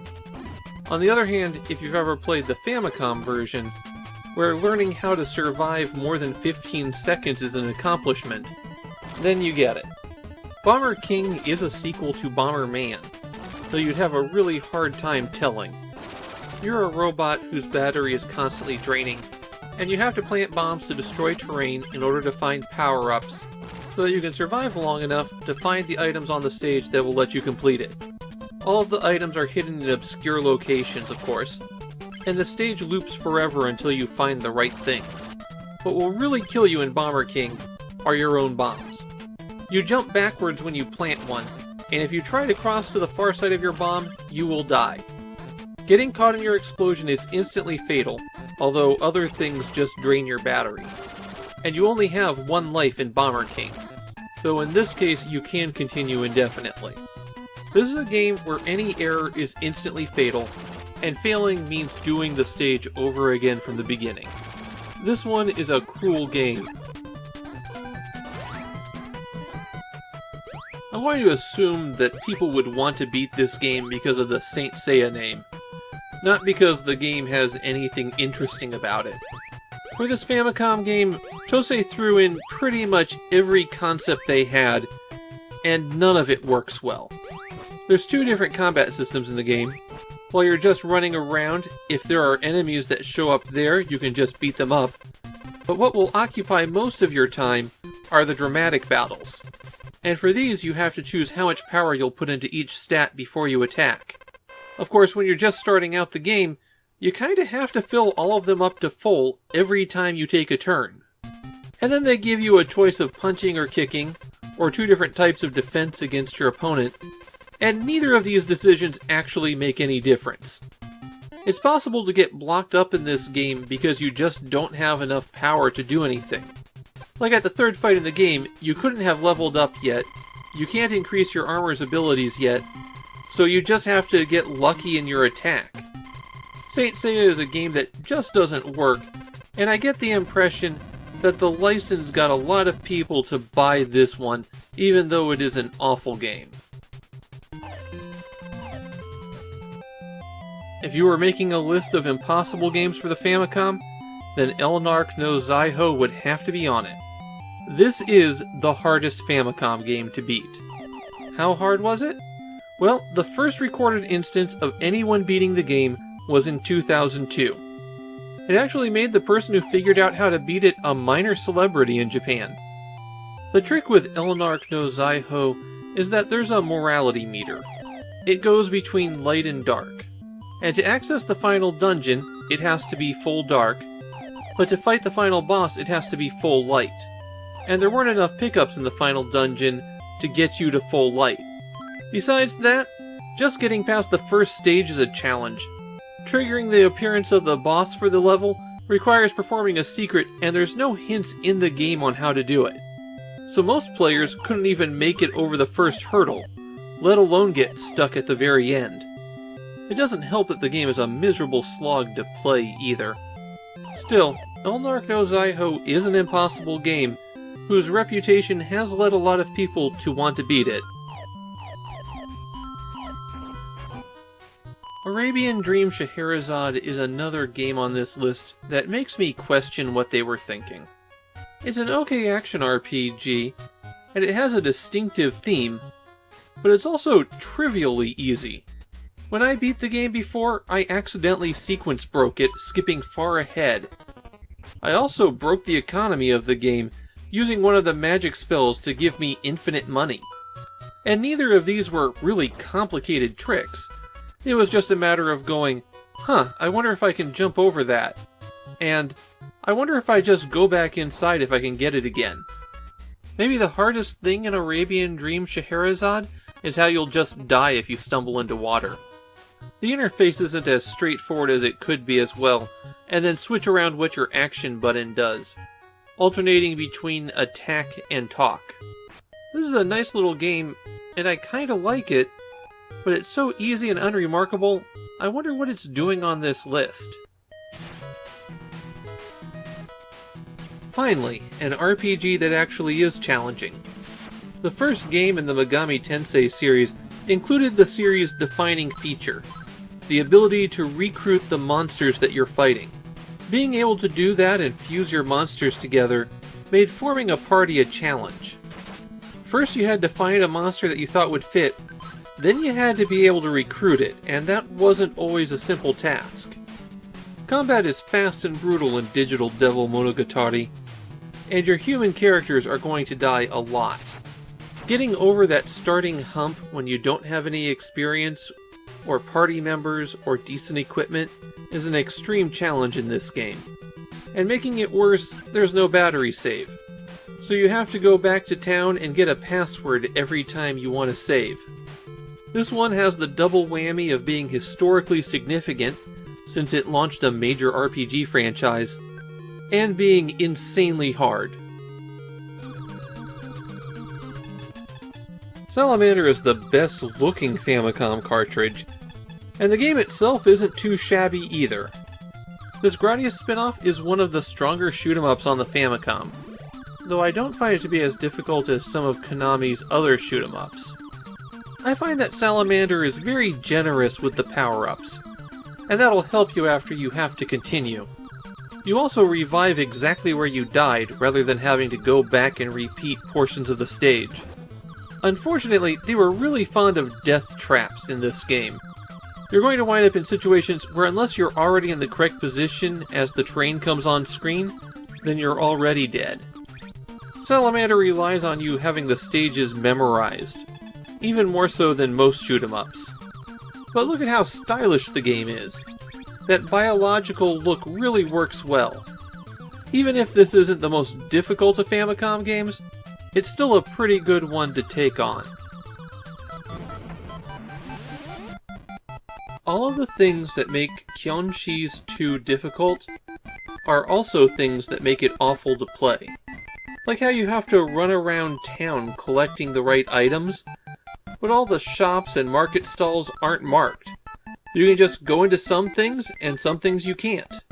And to enter a lot of locations, you have to press on the side of a wall where there is nothing. And the city is huge, with dozens of locations. You're not going to be able to keep the whole thing in your head. But when you finally encounter a hopping vampire, whether because you waited for night to fall, or you went to one of their locations, the combat against them is mind-numbingly dull. They always just hop straight ahead, and will hop right into your kick. So this game is miserable to play, but the real beauty of Kyonshi's 2 as a game is that they make you beat it 4 times, once with each character. So I guess it's an impossible game in that sense. I wouldn't want to beat it once, let alone 4 times. Hoshiomiru Hito is one of those games whose reputation for awfulness has gone beyond Japan. And it really is the worst RPG on the system. It's a real contender for worst game overall. Definitely one that's most likely to give you eye strain. It plays so slowly, and it is packed with bugs. Perhaps the most infamous of these is that it chops off the last digit of your hit points when it's showing you in combat. This is another RPG where getting over the level 1 hump is a real struggle. You start with nothing, and most of the random encounters in the starting area are going to be fatal to you. Even if you manage to get out of this and start being able to explore the world, you're still going to have to deal with the eye-searing art design choices, and just plain out unfair dungeons. This is a game so well known for being terrible that it got a modern re-release specifically because of its infamy. So you can see why it would be on a list of impossible games that you might want to beat. Romancia was known as Dragon Slayer Jr. on computers, the third game in the Dragon Slayer series, and the idea was to make a smaller, denser adventure. And they did that by making the game completely obtuse. If you know the steps that you are supposed to take, then you can beat Romancia in about half an hour. But knowing what steps you're supposed to take is 99% of the challenge. Like you have to figure out how you can resurrect yourself after you commit suicide and fly to heaven. Or where the healing potions are supposed to go. If you drink them, you could wind up stuck. There are no saves and no continues in Romancia. You've got one shot. And unfortunately, the action segments do not work very well. So just reaching the town where 95% of the adventure takes place is a tough task in and of itself. In terms of adventure design, this might be the most ridiculous of these action-adventure games on the Famicom. When you first start playing Artelius, it might seem a bit overwhelming. You've got these big empty tracts of space that you're wandering around, and you can see the enemies fly around you, and when you bump into each other, you go into a first-person combat. Then you discover a secret, and the game becomes trivial. And that secret is that every enemy moves in the exact same pattern. Once you know that, the combat encounters are trivial. Just move your cursor in that pattern and you'll keep hitting them and preventing them from attacking. The only threats to you at that point are enemies whose stats are significantly higher than yours. And if you start encountering them, then just go off and grind someplace. It makes Artelius both dull and simple, which is not a great combination for an impossible game that you'd want to beat. Star Wars on the Famicom is pretty well known as the game where Darth Vader turns into a scorpion. And to that I say, there's a lot more to the game than Darth Vader turning into a scorpion. Darth Vader turns into a whole bunch of things. The Namco Star Wars is also one of the harder games out there. You get killed in one hit from anything, including innocuous things. And the jumping requires amazing precision. They give you a lot of force powers to mitigate this difficulty, but it doesn't help that much. You still have to defeat enemies to collect the force points to use those powers. You also have allies that you'll collect along the way, and you can use them in the same manner. Namco Star Wars is the best Star Wars game on the Famicom. And yes, there is more than one. But between the precision platforming and instant death that can come out of nowhere, it's also one of the hardest Famicom games. It might not follow the movie's plot particularly well, but there's lots of extra challenging action in it. Dragon Scroll is one of Konami's rare missteps during this period. They make some games that I don't like, including the next one on the list, but rarely are their games outright bad like Dragon Scroll. Dragon Scroll is an action RPG played from a top-down perspective, and even with the leveling, it winds up playing a lot like Legend of Zelda. The thing is, this is one of those action-adventure games from 1987 where every single step that you have to take in the game is an obtuse secret. You might have to push on a nondescript rock for a few seconds, or find an invisible door that only appears when you use a special item in a particular place. The game is theoretically wide open for you from the beginning. You can wander all over the world map, but progression is extremely linear. It's always about finding the hidden object so that you can find the next hidden object. Really, the only way to play Dragon Scroll is by following a walkthrough. If you don't, you're just gonna make yourself miserable.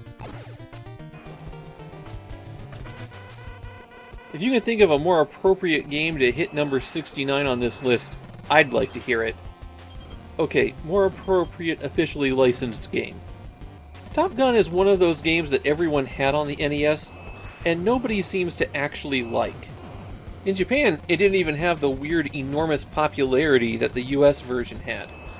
The game's a little bit tricky, but what gets it its reputation are the landing sequences.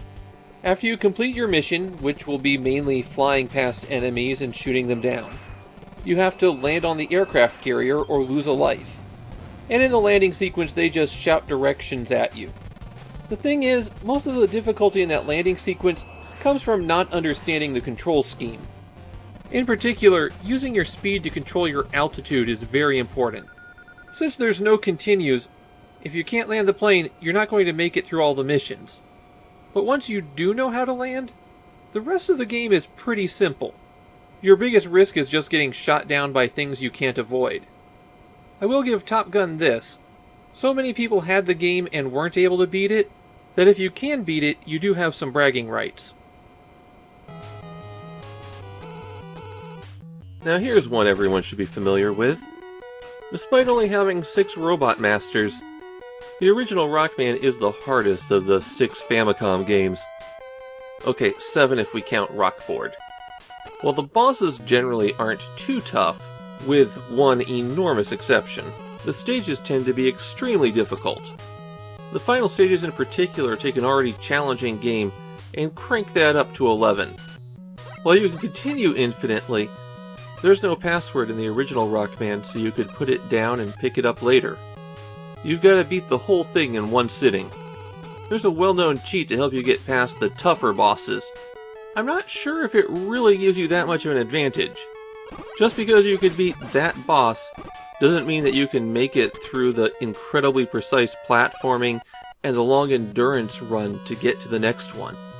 The later Rockman games improve on the formula and are much better to play, but they're not as impossible as this one. I guess the author must have been a Kyotaro fan, because both Famicom games about the spooky little boy who fights monsters made the list. Kage no Kyotaro 2 is an RPG, and unsurprisingly, considering it comes from Tosei and Bandai, a pretty bad one. The plot revolves around Kyotaro returning from an overseas trip to find that Japan has been overrun by bad monsters. They've erected force fields around their bases, and so most of the game involves locating the dungeons that will let you go underneath the force fields. There's a lot of problems with this one, but the single biggest one is that all enemies at all points in the game give you 1 experience point, which means that the fastest and easiest way to play is to just hang around in the starting area for 4 or 5 hours, defeating the wimpiest monsters until you've unlocked all of Kitaro's abilities, and then playing the entire game. I don't think any of the RPGs on this list are especially difficult or impossible, but this one in particular has that strategy which completely trivializes the entire game. And it's a pretty bad game from start to finish. There are a lot of bad Famicom games that nobody outside of Japan is even aware of. Things like Transformers or Hoshiomiru Hito get a reputation outside of Japan. But there are some games that, for whatever reason, just never have people discover them. Which is a long way of saying that Kamen Rider Club is one of the worst games ever made. It's supposed to be a crossover between the first 3 Kamen Riders. You play through a portion of the game with each of them individually, and then they meet up for the final levels. But there's so many things wrong with this. For example, the jumping is terrible. You have very little air control until you start mashing the jump button to float down. But if you come into contact with a vertical surface, you stick to it for a moment, struggling to climb up. Then you have to mash the jump button to be able to climb. Your only attack is punching down, so you have to jump over enemies and then try to strike them from above. Sometimes when you connect with an enemy, it'll go into a turn-based combat, where you have to mash the button in order to ram into them. Your goal is to knock them into the wall over and over again until they run out of health. And against some strong enemies, this can take a very long time. Your overall goal on each level is to collect money, and you have to have enough cash to open the exit door. Playing on a later model Famicom like I do prevents you from healing, because the most common healing item requires that you blow into the microphone on the Player 2 controller. And worst of all, due to having to grind up huge amounts of cash, the game takes about 8 hours to beat. There are no saves or continues. This is truly an impossible game. There were very few games that Konami published on the Famicom that they didn't develop themselves. Tetsuwan Atom is one of those, and it shows. There's a few cute touches in the game, like at the end of Stage 1 you fly out over the ocean and there's a cutscene as the cartoon theme song plays. But for the most part, this is a pretty sloppy mess. Atom has a health bar, technically, that's always ticking down. However, almost every enemy that you encounter will do more damage than you have maximum health. And they have a bad tendency to open fire as soon as they appear on screen. You'll just scroll the screen a little bit and suddenly you'll die. You can fly in the game by repeatedly jumping, but it's pretty tricky to activate since you have to jump again the instant that you land. Later stages are more puzzle-like, requiring that you locate items or enter special codes. This is one of those games that's difficult, but it's difficult because it's unfair. But once you've cleared that hurdle by memorizing the stages, the actual gameplay isn't that difficult. I think the consensus on the original Golgo 13 game on the Famicom is glorious mess. It's an attempt to make a cinematic action-adventure game by combining a bunch of different game styles and having you explore exotic locations. The problem is, none of the game styles work really well. The side-scrolling action suffers from enemies that can hit you without you being able to retaliate, while the first-person shooting is so easy, it's best used as a way to recover your health. You only have one life, but you have 51 continues. Why 51? Well, because then you have 52 episodes of your television series, of course. I have to point out that this is the first Famicom game with a sex scene in it, and it's at least a little bit more explicit than the one in the US version. There's actually some 8-bit nudity in the Famicom game. The game is definitely difficult, and I can also see this one as a game you'd want to beat because it is such an epic. There's nothing else quite like it on the system. Now here's a truly awful one that everyone knows. When they brought Homa ga Koku to the US, they actually removed several levels from the game. They did this poorly, and as a result it broke the game even further, but at least the US version has less of it. The concept here is that you're Dr. Jekyll on your way to your wedding, and you have a health bar that drains as you take damage, but you also have a sanity meter of sorts, and as things upset you, that drains away. If it hits the bottom, then you turn into Mr. Hyde, and Hyde follows vaguely in Jekyll's footsteps. If he catches up with him, then it's an instant game over. Hyde recovers mental energy by destroying the monsters that he faces, and you'll want to throw fireballs at them by holding down up and pressing attack. Jekyll also has an attack, but it's completely useless. The game's mostly remembered for the constant stream of enemies that you can't get past, especially the Mad Bombers. They plant a bomb that will affect about half the screen when it explodes, so all you can do is approach them and then instantly turn around and run in the other direction. And then while you're returning, another Mad Bomber appears. Just watching it on the screen doesn't tell you how miserable it feels to play the game. The controls are stiff and awkward, and it's frustrating to just do anything. Once you have the rhythm down, it's not too hard to get past the first few levels, but the later stages just keep piling on the impossible challenges. Well, we're 3/4 of the way through this list. I want to thank you for sticking with it because, wow, this is a monster episode. And we're taking another book interlude. So besides weird and obscure video games, one of my other big passions is comics. And as you might guess from somebody who's weird enough to collect Famicom games, it's not just the latest issue of a popular superhero. I'm really into the history of the medium and international comics. Naturally, with so many Famicom games tied to comics, I started picking up those as well. When they're 80 cents a book to toss in a box, you might as well go for it. Though a lot of Famicom-related material is kind of rare and expensive these days. This isn't even remotely my full collection, but it's good for a quick overview. Let's start with the comics that are actually based on the Famicom. These popped up in the boom years trying to cash in on the trend. Famicom Rocky is probably the most successful of them, and it's about a kid who takes part in video game competitions. That was a pretty common theme for these comics. This one's actually a crossover between two Famicom comics, Famicom Funji and Famicom Ryu. Both of these comics were about kids who fought evil organizations using their Famicom skills. In this comic, they fight Nazis who have an evil plot revolving around the Legend of Zelda. Then there's Famicom Tanteidan, or Famicom Club. It's about a group of students who meet video game characters. Moving over to comics that had games based on them. First, there's a few that I discovered through this method that I happen to like quite a bit. Ankoku Shinwa is a horror comic in the style that was popular in the 70s. This one book is actually all there is to the story. Surikichi Sanpei is all about fishing, and I think it has some really lovely dynamic art. And then there's these two comics based on Ultima, and as an Ultima fan I would have picked them up regardless of whether or not I was collecting Famicom stuff. Another creator that I collect independent of the Famicom is Tezuka. Astro Boy is what he's best known for.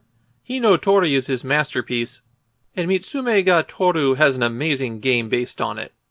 That's transitioning me to comics based on games that have been on the list. Dragon Ball, of course, is beloved, and I happen to like the early stories better. There is a lot of Golgo 13 out there. This one's volume 72. I happen to like the large format of this Hokushu no Ken volume quite a bit. The Gekage no Kitaro comics have a dreamlike quality to them, drifting from creature to creature. That's a tiny portion of my collection. Getting all of these Famicom books is a fun side collection to go with the actual games. For now though, we've got 25 more impossible games to check out. It's another sequel to a game that's already on the list. Kage No Boken is part of the Draga series, and it tells how the princess who needed to be rescued on floor 60 of the tower got there. This is a game that feels a bit like a puzzle platformer, but it's not really puzzle-ish. It might be better to think of it like Prince of Persia, where your character has a peculiar movement set, and the challenge of the game is using that. For Kai, she floats upward as long as you're holding down the jump button. She also moves fast if you hold down B. And all of her movement has a ton of momentum to it. She picks up speed quickly, but comes to a stop slowly. And if she collides with a wall or ceiling, then she falls down. As long as she is not falling, she has tons of air control. And from that you get the challenge of making your way to a key, and then getting to the exit door. It's very easy to beat Kage No Boken. From the first stage, and every 5 stages after that, there's an item in a treasure box that warps you ahead 5 stages. And when you complete the 60th stage, you've won the game. But after you get to the 60th floor, there's another 40 floors of extra challenge stages. And these can be insanely difficult. Beating the 100th floor here is a real accomplishment, and in this case, I also think that this is a pretty solid game. Right up front, just so you know, the plot of 8 Eyes is mostly about how the Ottoman Empire was justified in killing all of those Armenians. So, not a game I'd recommend even if it was any good. And 8 Eyes is not. Oh, there's some good gameplay concepts there. The idea of having a falcon that you release which can dive bomb switches for you and collect items, that's pretty neat. But the dual life bars really doesn't work. And your life tends to drain away quickly without many ways to heal. The special weapons that you collect, and have to use with the jump button for some reason, both aren't very effective and cost a ton of resources. And even if you manage to beat a stage, you have to beat all of the stages in the correct order and get all of the clues so that you can enter the final stage. It makes a lot of the game into pointless busy work. So the controls are poor, the gameplay is poor, the level design is boring, the enemies aren't interesting, and it engages in genocide denial. All in all, not a game I would go for. Now here's a game that everybody should have been expecting on the list. This is what will jump to most people's mind if you mention super hard old games. And for once, it's hard because of the level design and enemy placement, not because it's annoying to control your character and your attacks are useless. You can, with a bit of caution and patience, work your way through the game. Of course, you'll also have to deal with getting sent pretty far back when you die in the final boss rush. Ninja Ryukenden is a super challenging game, but it plays fair enough that it feels doable. And that's just gonna make you want to beat it even harder. The original Rockman may have been the hardest game in the series, but even Capcom calls Rockman 2 the peak of the series. This is where Rockman really comes together. We've got 8 robot masters, the movement and mechanics are tweaked to make everything feel a bit better, there's the long wily stages with an 8-way boss rush at the end, and some of the most memorable encounters in the series. The downside is that one of the weapons is so good it trivializes the game. And the way Capcom addressed that is by making some bosses immune to all of the weapons except one. So if you run low on that weapon energy, you might be stuck and have to continue in order to recover your power. They also added E-tanks to this game which can fully recover your health, so it's plausible to power your way through just about any situation. There's even a password so that you can pick up your game later, although the password doesn't save your E-tanks. Rockman 2 is great, but I don't personally consider it an impossible game. This is one that can be beaten with just a little bit of perseverance. Wagyan Land is a weird one. It's a pretty good platformer. Wagyan's voice stuns enemies for a short time, and grows more powerful as you collect those little guns. That makes the shot larger and stuns enemies longer. And stunned enemies can be used as platforms to reach other places. There's multiple exits from stages, letting you have different paths through the game. But then there are the bosses. Most of the bosses have you play Shiritori, a Japanese word game where you have to provide a word that begins with the final syllable of the previous word. And here you're given pictures, all of which can have multiple words associated with them. Of course, this is just about impossible to do if you don't know Japanese. And even if you do know Japanese, some of the later bosses can become downright cruel with their chains. It's a game that's much more difficult to beat than its cute appearance would make it seem. Even while you're running around, Wagyan dies in one hit, so the platforming quickly becomes a challenge as well. It's a very clever game that launched an enormous series, and it is a significant challenge. I really think that some of the games made it on this list because of the license. Famicom Jump isn't difficult, it's just annoying. It was also absurdly popular in Japan. By 1989, sales for Famicom games had kind of leveled off. It was just one of 5 games from 1989 on to sell more than 1 million copies. The premise of the game is that all of your favorite characters from Shonen Jump comic magazine are coming together to fight things. There's a huge cast of characters that you'll have to find and recruit, and all of them can punch and shoot a projectile. Everyone winds up feeling the exact same in this game. You can see all of the enemies on the world map as you walk around, and all of them behave pretty much the exact same way as well. This is a very bad action RPG with a very thin wrapper of Shonen Jump. And while it can be a little bit tricky to get over the initial hump, once you're rolling, nothing is going to challenge you. Except for the fact that the dungeons are long, boring, and pointless. This is another case of not an impossible game, and not one that you'd want to beat. Rolling Thunder retained a lot of its arcade roots when it was brought to the Famicom, although it was made easier since you could now take 2 hits instead of just 1, and you can get passwords that will let you start at later stages. Rolling Thunder on the Famicom is still a difficult game. A lot of that is due to your own vulnerability. You can walk, you can jump, you can shoot, but you can't do more than one of those at the same time. All of the enemies are color-coded for your convenience. Each color tells you what they can do and how they'll react to your attacks. What makes Rolling Thunder difficult is that they tend to throw a lot of these enemies at you, and as you progress, the enemies are often placed in areas that make it extra difficult to get them. You also have to complete the game loop twice before you'll fight the final boss. And that final boss is absolutely brutal. A damage sponge where you're really at risk of running out of bullets.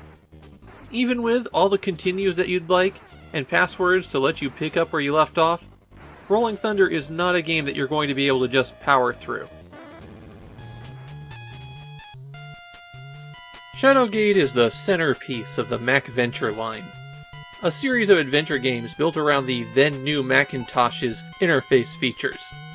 It wasn't the first of the MacVenture games to be ported to the Famicom, but it is the one that's remembered. In the US, Shadowgate stood out as one of the very few adventure games released on the NES. In Japan, it's known for the completely impenetrable translation.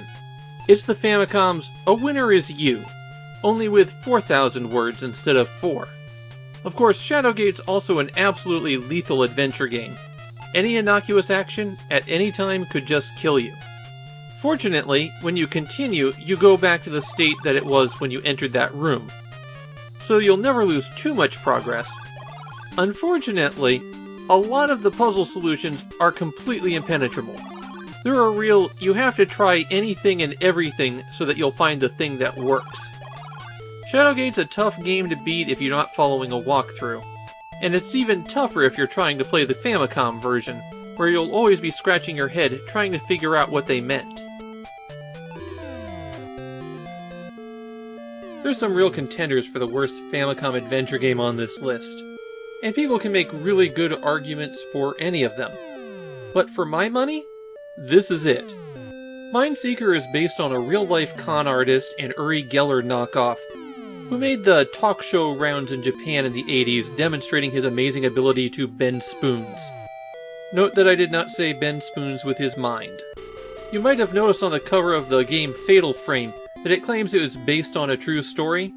Well, this phony psychic is the true story. And the kicker to Mindseeker, the thing that makes it the absolute worst, is that the game requires you to be psychic in order to beat it. Finishing the game requires that you beat a bunch of psychic tests, predicting the future, telekinetically controlling the random number generator in the Famicom. Now, you can beat it just by trying the tests over and over and over again. It'll take on average about 20 tries to beat them by random chance. There aren't any puzzles here or challenges, just mashing the button and hoping that things turn out in your favor, or that you actually have psychic abilities.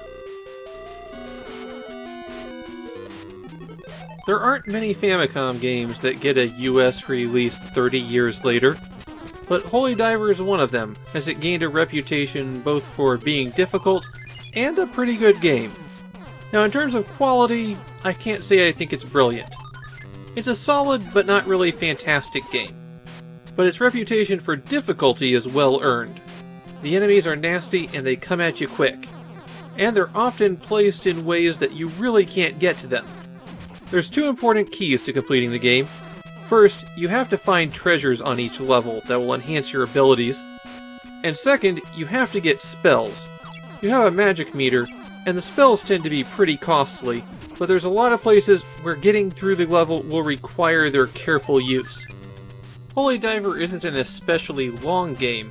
It's one of those games that makes up for being short by being so hard that it'll take a long time to beat it. It definitely makes it a good game for a challenge. White Lion Densetsu is one of the stranger RPGs on the Famicom. It's based on a film, but doesn't resemble the film at all. The movie is an oddly edited together mishmash that kind of boils down to a coming-of-age story in sub-Saharan Africa. The game drops you in the middle of a generic fantasy kingdom. Rather than experience in levels, you collect hopes and dreams, and you have to find these around the world. You don't earn them from battles. So there's always a fixed level that you'll be at. And while you can fight enemies on your own, what you really want to do are summon allies using totems that you collect. Some of these allies are characters from the film. Okay, the Saruman-looking guy was African in the film. The unusual systems give the game a bit of a learning curve, but it's not that difficult to figure out. Even among RPGs, I wouldn't count this one as being especially difficult. It's just strange. Yoshinbo is another competitor for worst adventure game on the Famicom. It's based on a very long-running comic about fine dining, and the concept of the adventure game is that you have to identify 3 supreme rare ingredients, acquire them, and then prepare them perfectly for a panel of judges. Now that doesn't sound too bad, so what went wrong here? Well, the big challenge is that there's a lot of dead ends in this game, and you won't know that you're falling into them. Choose the wrong step while preparing the ingredient, and the judges will be disgusted. But more than that, there's things like how you have to give rare sake to a boat captain, and you have to give him exactly the right amount. Give him too little and you don't catch the fish. Give him too much and you can't cook the fish. How much is too little and too much? Well, you're just going to have to try and find out. The game is grossly unfair at a lot of points, but fortunately it is extremely short. This is one of those adventure games that isn't hard to power through just by selecting every option. Yeah, you'll have to enter the password to get by those dead ends, but you're not going to be delayed very long. 88 games into the list, and we have reached the point where I have not made a Famidaily episode about the game yet. Though that doesn't mean I'm unfamiliar with the games. Boulder Dash, for example, was an extremely popular computer game in 1984. In 1990, it's really long in the tooth. But the Famicom port does some work to jazz it up a bit. The idea is that on every stage you have to collect a certain number of gems in order to exit. A lot of the stage will be filled with dirt, similar to Dig Dug, and you have to tunnel through the ground. A lot of the gems that you need will just be sitting out in the open, but sometimes you'll have to kill an enemy by dropping a boulder on their head in order to make more gems. Boulders will drop straight down or roll off of other boulders. And so a lot of the game has to do with you figuring out how to dig around those boulders and not get squished. It does take a little bit to get used to the game systems. Learning how to release an enemy from a cage and then drop a boulder on it is a particularly tricky skill. And the gameplay has always been a bit rough and jerky as you move one square at a time. There's 96 stages in all, and generally I find the first half of the game to be pretty easy. But some of those later stages require a lot of precision in order to clear them. Final Fantasy III is the other big RPG of 1990. The big RPG of 1990 didn't actually make the list. When it comes to a list where you're picking out the impossible games you want to beat, Final Fantasy III is in a little bit of an odd position here. Final Fantasy II is undoubtedly harder than it. The mechanics are much more obtuse and difficult to master, and there's nothing else quite like it on the Famicom. Final Fantasy III, on the other hand, is when they got it right. It's still one of the more mechanically complex RPGs on the system, and it was the most popular Final Fantasy game on the Famicom by a huge margin. The key to Final Fantasy III is the job system. Rather than everybody have an assigned position at the start of the game, they begin with a generic class, and you have to choose what jobs to give them. And as you use them in those classes, they get abilities that carry over when they're using other classes. And naturally, there's a big world-spanning epic story as well. Final Fantasy III isn't the Final Fantasy game I would choose for this list, but it's definitely the one that people remember in Japan. Castle Quest is the sole strategy game on the list. It's not the same game as Castle Quest in the US. That game has already been on the list as Castle Excellent. No, this is a take on chess where the pieces fight RPG battles. They also have special abilities that can be used outside of combat. As the stages progress, the boards become a lot more complicated as well. So even though it's got kind of a chess theme, it's kind of a halfway step between board games and strategy RPGs. And it is very difficult to beat. You're going to have just a ton of luck to have any chance of getting through the game. The results of battle are pretty swingy. If two of the same units meet, then it's 50-50 shot on who dies. At least you can run away from combat and move back to a previous square. If you're interested in this one and want it in English, it was released on the Game Boy in the US. I remember getting absolutely excited for this game. It's Fighting Street, only for the NES. And then I was confronted by one of the cruelest, most evil games ever made. I guess technically I might call 2010 Street Fighter an arena brawler, though there's quite a few stages that aren't arenas. You have a pretty huge moveset, and you're pretty acrobatic, though your tendency to stick to things can cause problems when you're trying to evade attacks. The thing is, this is a game that never lets up. You're always under attack by homing missiles. You're always desperately searching for power-ups so that you can stand a chance against the opponent you're facing. And whatever you're fighting tends to have some really nasty attacks. Making things worse, I'd say that the first stage of 2010 Street Fighter is one of the hardest stages in the game. They don't let you off easy with this one. And if you do manage to defeat your opponent, you have a time limit to exit the stage, and you have to find a portal in that huge area. This one is a very well-made game, but also an intensely frustrating experience. Yeah, I don't know what they were thinking with this one. From what I can tell, Doraemon Gigazambi no Gyakushu is well regarded in Japan as being a good Doraemon game. But from my perspective, it's just another generic RPG. Looking over fan comments about the game, here's some stuff that they note that stands out. You don't play as Nobito in this one. Instead, you create an original character that goes on an adventure with Doraemon. Many of the bosses aren't just HP sponges, they have particular strategies that you have to implement. There's no way to revive characters in combat, which makes this more difficult than many RPGs. The rest of the things I could find are stuff like, oh, this was from the show, and this was just like that movie. For me, that doesn't do anything. Even though I like Doraemon, I've got to actually have some interesting gameplay. Another Rockman game? I love the fighting robot as much as anybody, but 3 games on the list seems excessive. Maybe they didn't want people to argue over whether Rockman 2 or Rockman 3 was better. The third game in the series has better balance than 2, but doesn't manage to be quite as iconic. The formula remains the same. 8 robot masters, 8 weapons to collect, then you go beat up the jerk who made them go crazy. There's 2 big additions for Rockman 3. The first is that Rockman can now slide. It'll let him move a bit faster and get under some things. The other big change is that the generic equipment that you use to improve your mobility has been replaced by a robot dog.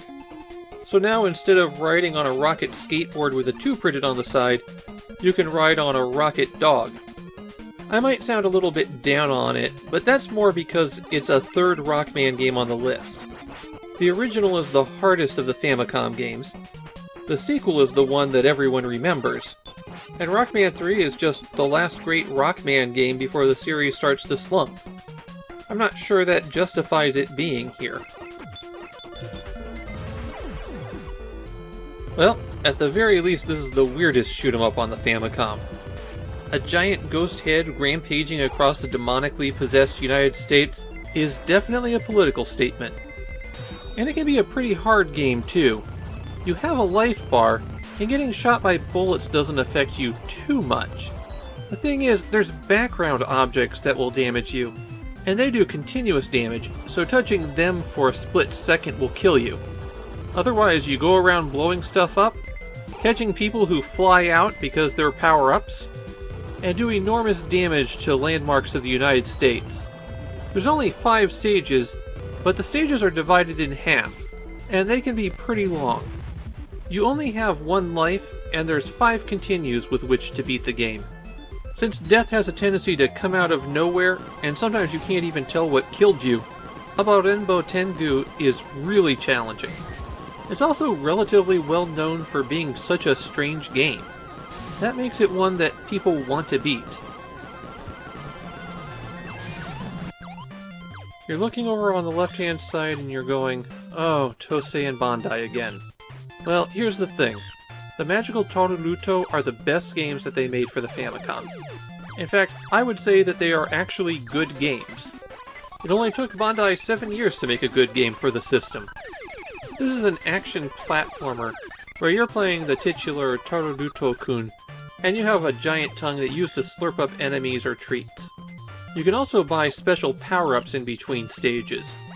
The game is pretty hard since one touch of anything will kill you, and it features some really tricky platforming, but the controls are tight enough that it doesn't feel unfair. I actually prefer playing the sequel to this game, but this is also the harder of the two. So if you were making a list of impossible games that you want to beat before you die, it would be the right choice. A simple game, but a lot of fun and a real tough one.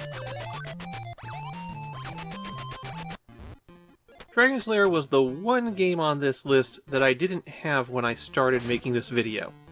But as you might be able to tell since the pixels didn't suddenly become extra sharp, I'm playing on a real copy now.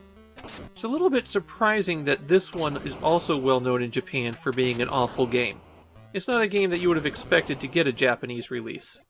Now as I was recording here, my hope was that I'd be able to get past the first screen. And as you can see, I managed that, but it took longer than I'd like to admit. It bothers me how you have an energy bar in this game, but most things kill you in one hit.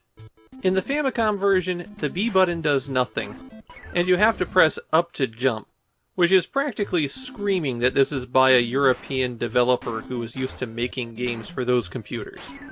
The US version, with its B button for jump, was actually released before the Famicom version, so I don't know why they made it even worse for the Japanese market. And why do you throw daggers instead of swinging a sword like Dirk does in the arcade? Dragon's Lair is one of those games where it's insanely difficult because the game is so terrible. You even have limited continues.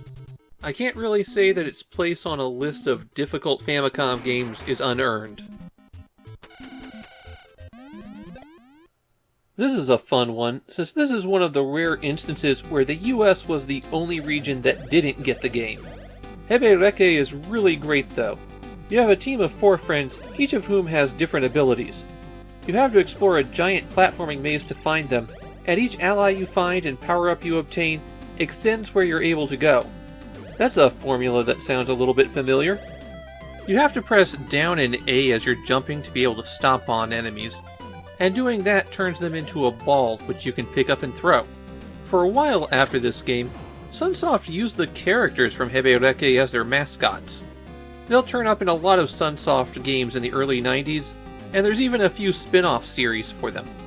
Hebereke's got a pretty big world, a lot of stuff to find, and if you're playing it without a guide, it can be pretty challenging.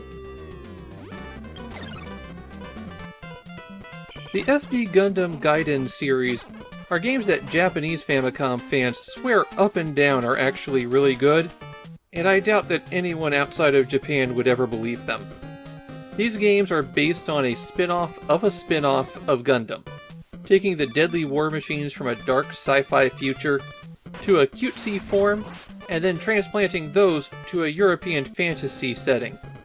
I will give Night Gundam Monogatari 2 this. The game is snappy. You run around like mad, it has a streamlined interface that's clearly inspired by Final Fantasy rather than Dragon Quest, and even combat plays out fast.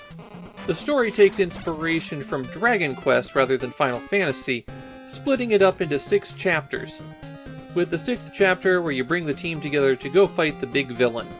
Honestly, I wouldn't be shocked if this is a perfectly fine RPG. I haven't really had a chance to dig into it, but nothing that I've seen or read indicates to me that it's anything more than just another 8-bit RPG. One that you'll be able to clear with persistence rather than skill. Now here's a game that's going to be impossible for most people watching this video. Gimme a Break was a TV quiz show, and there's 2 Famicom games based on it. The original game actually came with a 6-player buzzer controller, but you can play it just fine with regular Famicom controllers. That buzzer controller is why the interface is kind of weird. You buzz in, and then you tap the button until you select the option that you think is right, and then you have to wait for it to time out and lock in your answer. It feels a bit weird when you're just playing with a regular controller, but if all you have is one button, it makes a lot of sense. If you get enough answers correct, then you go into a final round against the Quizmaster, and obviously that was not going to happen for me. There was one time where I knew the answer and just buzzed in late. Still, besides being in Japanese, it's 30-year-old trivia from another cultural frame of reference. No matter how good I am at Jeopardy, I'm not going to make much progress here. How about one more RPG for the road? The Ultraman Club series turned the 70s superhero into the star of an RPG. It has a few nice touches. You can fly around the world right from the start if you want to. And they try to make the combat system a little bit more like Ultraman, but it all goes horribly wrong. The special attacks are locked behind having dramatic moments, so you have to intentionally let your health run really low if you want to use those abilities. Both you and the enemy have a very high evasion rate, so it's not uncommon for everybody to miss their attacks in a combat round. But the worst thing of all is the boss rush at the end of the game. After you defeat the first returning boss, the game becomes corrupted. You can recover from this if you take some very specific actions. If you do anything else, then you're teleported back to the start of the final dungeon, which, as the final dungeon, is extremely long. It's one of the more infamous bugs on the Famicom, something that was guaranteed to infuriate and break the heart of every child who was approaching the end of the game. Or to put it like one online commentator I saw, Ultraman Club 3 is a game of despair. And there you have it. 100 impossible Famicom games to beat before you die. At least according to a nameless freelance writer. And I think going through this list, you can see why the book picked up a bit of a bad reputation. It's definitely written for the general audience. The people who were kids in 1986 and have fond memories of taking on these games when the Famicom was at the height of its popularity. For the most part, these are games where they'll go, "Oh yeah, I remember that." There aren't a whole lot of deep cuts. And so to take on some of the deficiencies in this list, I'm going to give you 10 more impossible Famicom games to beat before you die. And since 87 of the games on this list were from the first half of the Famicom's library, all of my picks are from the second half. Though as a special bonus pick, Mother really should have been on the list. I mean, the tagline is "No crying until the end." It's a game known for having a special ending. Of course you're going to want to beat it. And I know I've kept you a while, so we're going to do these lightning round style. There's a real lack of strategy games on the list, and to pick one of the more interesting ones out, I had to go with Mirai Senshi Rouse, a game where you customize your squad of mechs and take part in a series of battles with a particularly interesting supply system. And of course, the later maps become extra difficult. I gotta have some Kusoge on this list that's both bad and extra difficult because it's so bad. Kitaretsu Daihyaka features some weird gravity mechanics, but the thing that will really drive you crazy is that as you go through the game, you pick up followers, and if they get hurt or die, so do you. And if you run out of health, you have to borrow health from the underworld in order to continue, and that means you will have to eventually pay it back. Here we have an RPG that's both well-known and super difficult. Plus it's giving me an extra strategy game. Of course, most people who are returning to Fire Emblem play the Super Famicom remake of this one, rather than the original Famicom version. But this is where the big series started, and it's notable for that. The dungeon crawl is almost totally unrepresented in this list, even though it was a very popular genre on the Famicom. There were several good options, but I went with the Bard's Tale. It's not the version of the Bard's Tale that I'd choose to play, but it is extremely difficult, especially as you start out. Just getting to level 2 is a real accomplishment, let alone surviving the pub cellar. Adventures of Lolo 2 is the capstone of the Agerland series. All of them are good puzzle games, but Hal really went all out with making this one impossible. It's a brain burner from start to finish. Snow Bros is a game that's picked up a reputation over time. It's a game in the Bubble Bobble mold. 2 players, single screen stages, a mechanic that lets you sweep up enemies, and a cute style that hides the fact that it's really tough. Beat-em-ups are completely unrepresented on this list, and of the ones in the second half of the Famicom's library, I think Battletoads is the toughest. The Famicom version is actually easier than the US one, but that doesn't mean it's not absurdly difficult. Gimmick has picked up a reputation as one of the hardest Famicom games out there. Getting the bad ending is difficult enough, The game requires some real skill from the player in order to get through each stage. But to enter the true final stage and get the real ending? Well, every stage has a special extra difficult section, and if you can clear all of those hidden areas, then you get to go to the hardest stage of all. Here's one more extra hard, terrible game for you. Victor's Star Wars was bad. This game is 10 times worse. At least the platform died before they had a chance to do Return of the Jedi. And finally, one for thematic reasons. Takahashi Meiji Nobokenjima 4 is not an especially difficult game, but it is the end of the line. For me, it'll be the capstone to an impossible task. The final official Famicom release. There's really no other way to end this list. And there we go, 110 impossible Famicom games to beat before you die. A little bit more than 10% of the system's library. Is it the best and most definitive list? Of course not. But I do think it gives you a pretty good idea of what people in Japan consider to be a challenge on the Famicom. As for my own challenge, I'm halfway through these daily videos covering a game each from the Famicom's library. 521 down, 520 to go. If you've been watching Famidaily, thank you. I don't look at my viewer counts or try to push my channel, but I appreciate each and every one of you who decide to tune in daily to see what I've got. Those of you who don't watch Famidaily, well, thank you for watching all the way to the end of this one. I appreciate you too. Now if you'll excuse me, I've got a lot more Famicom games to get through.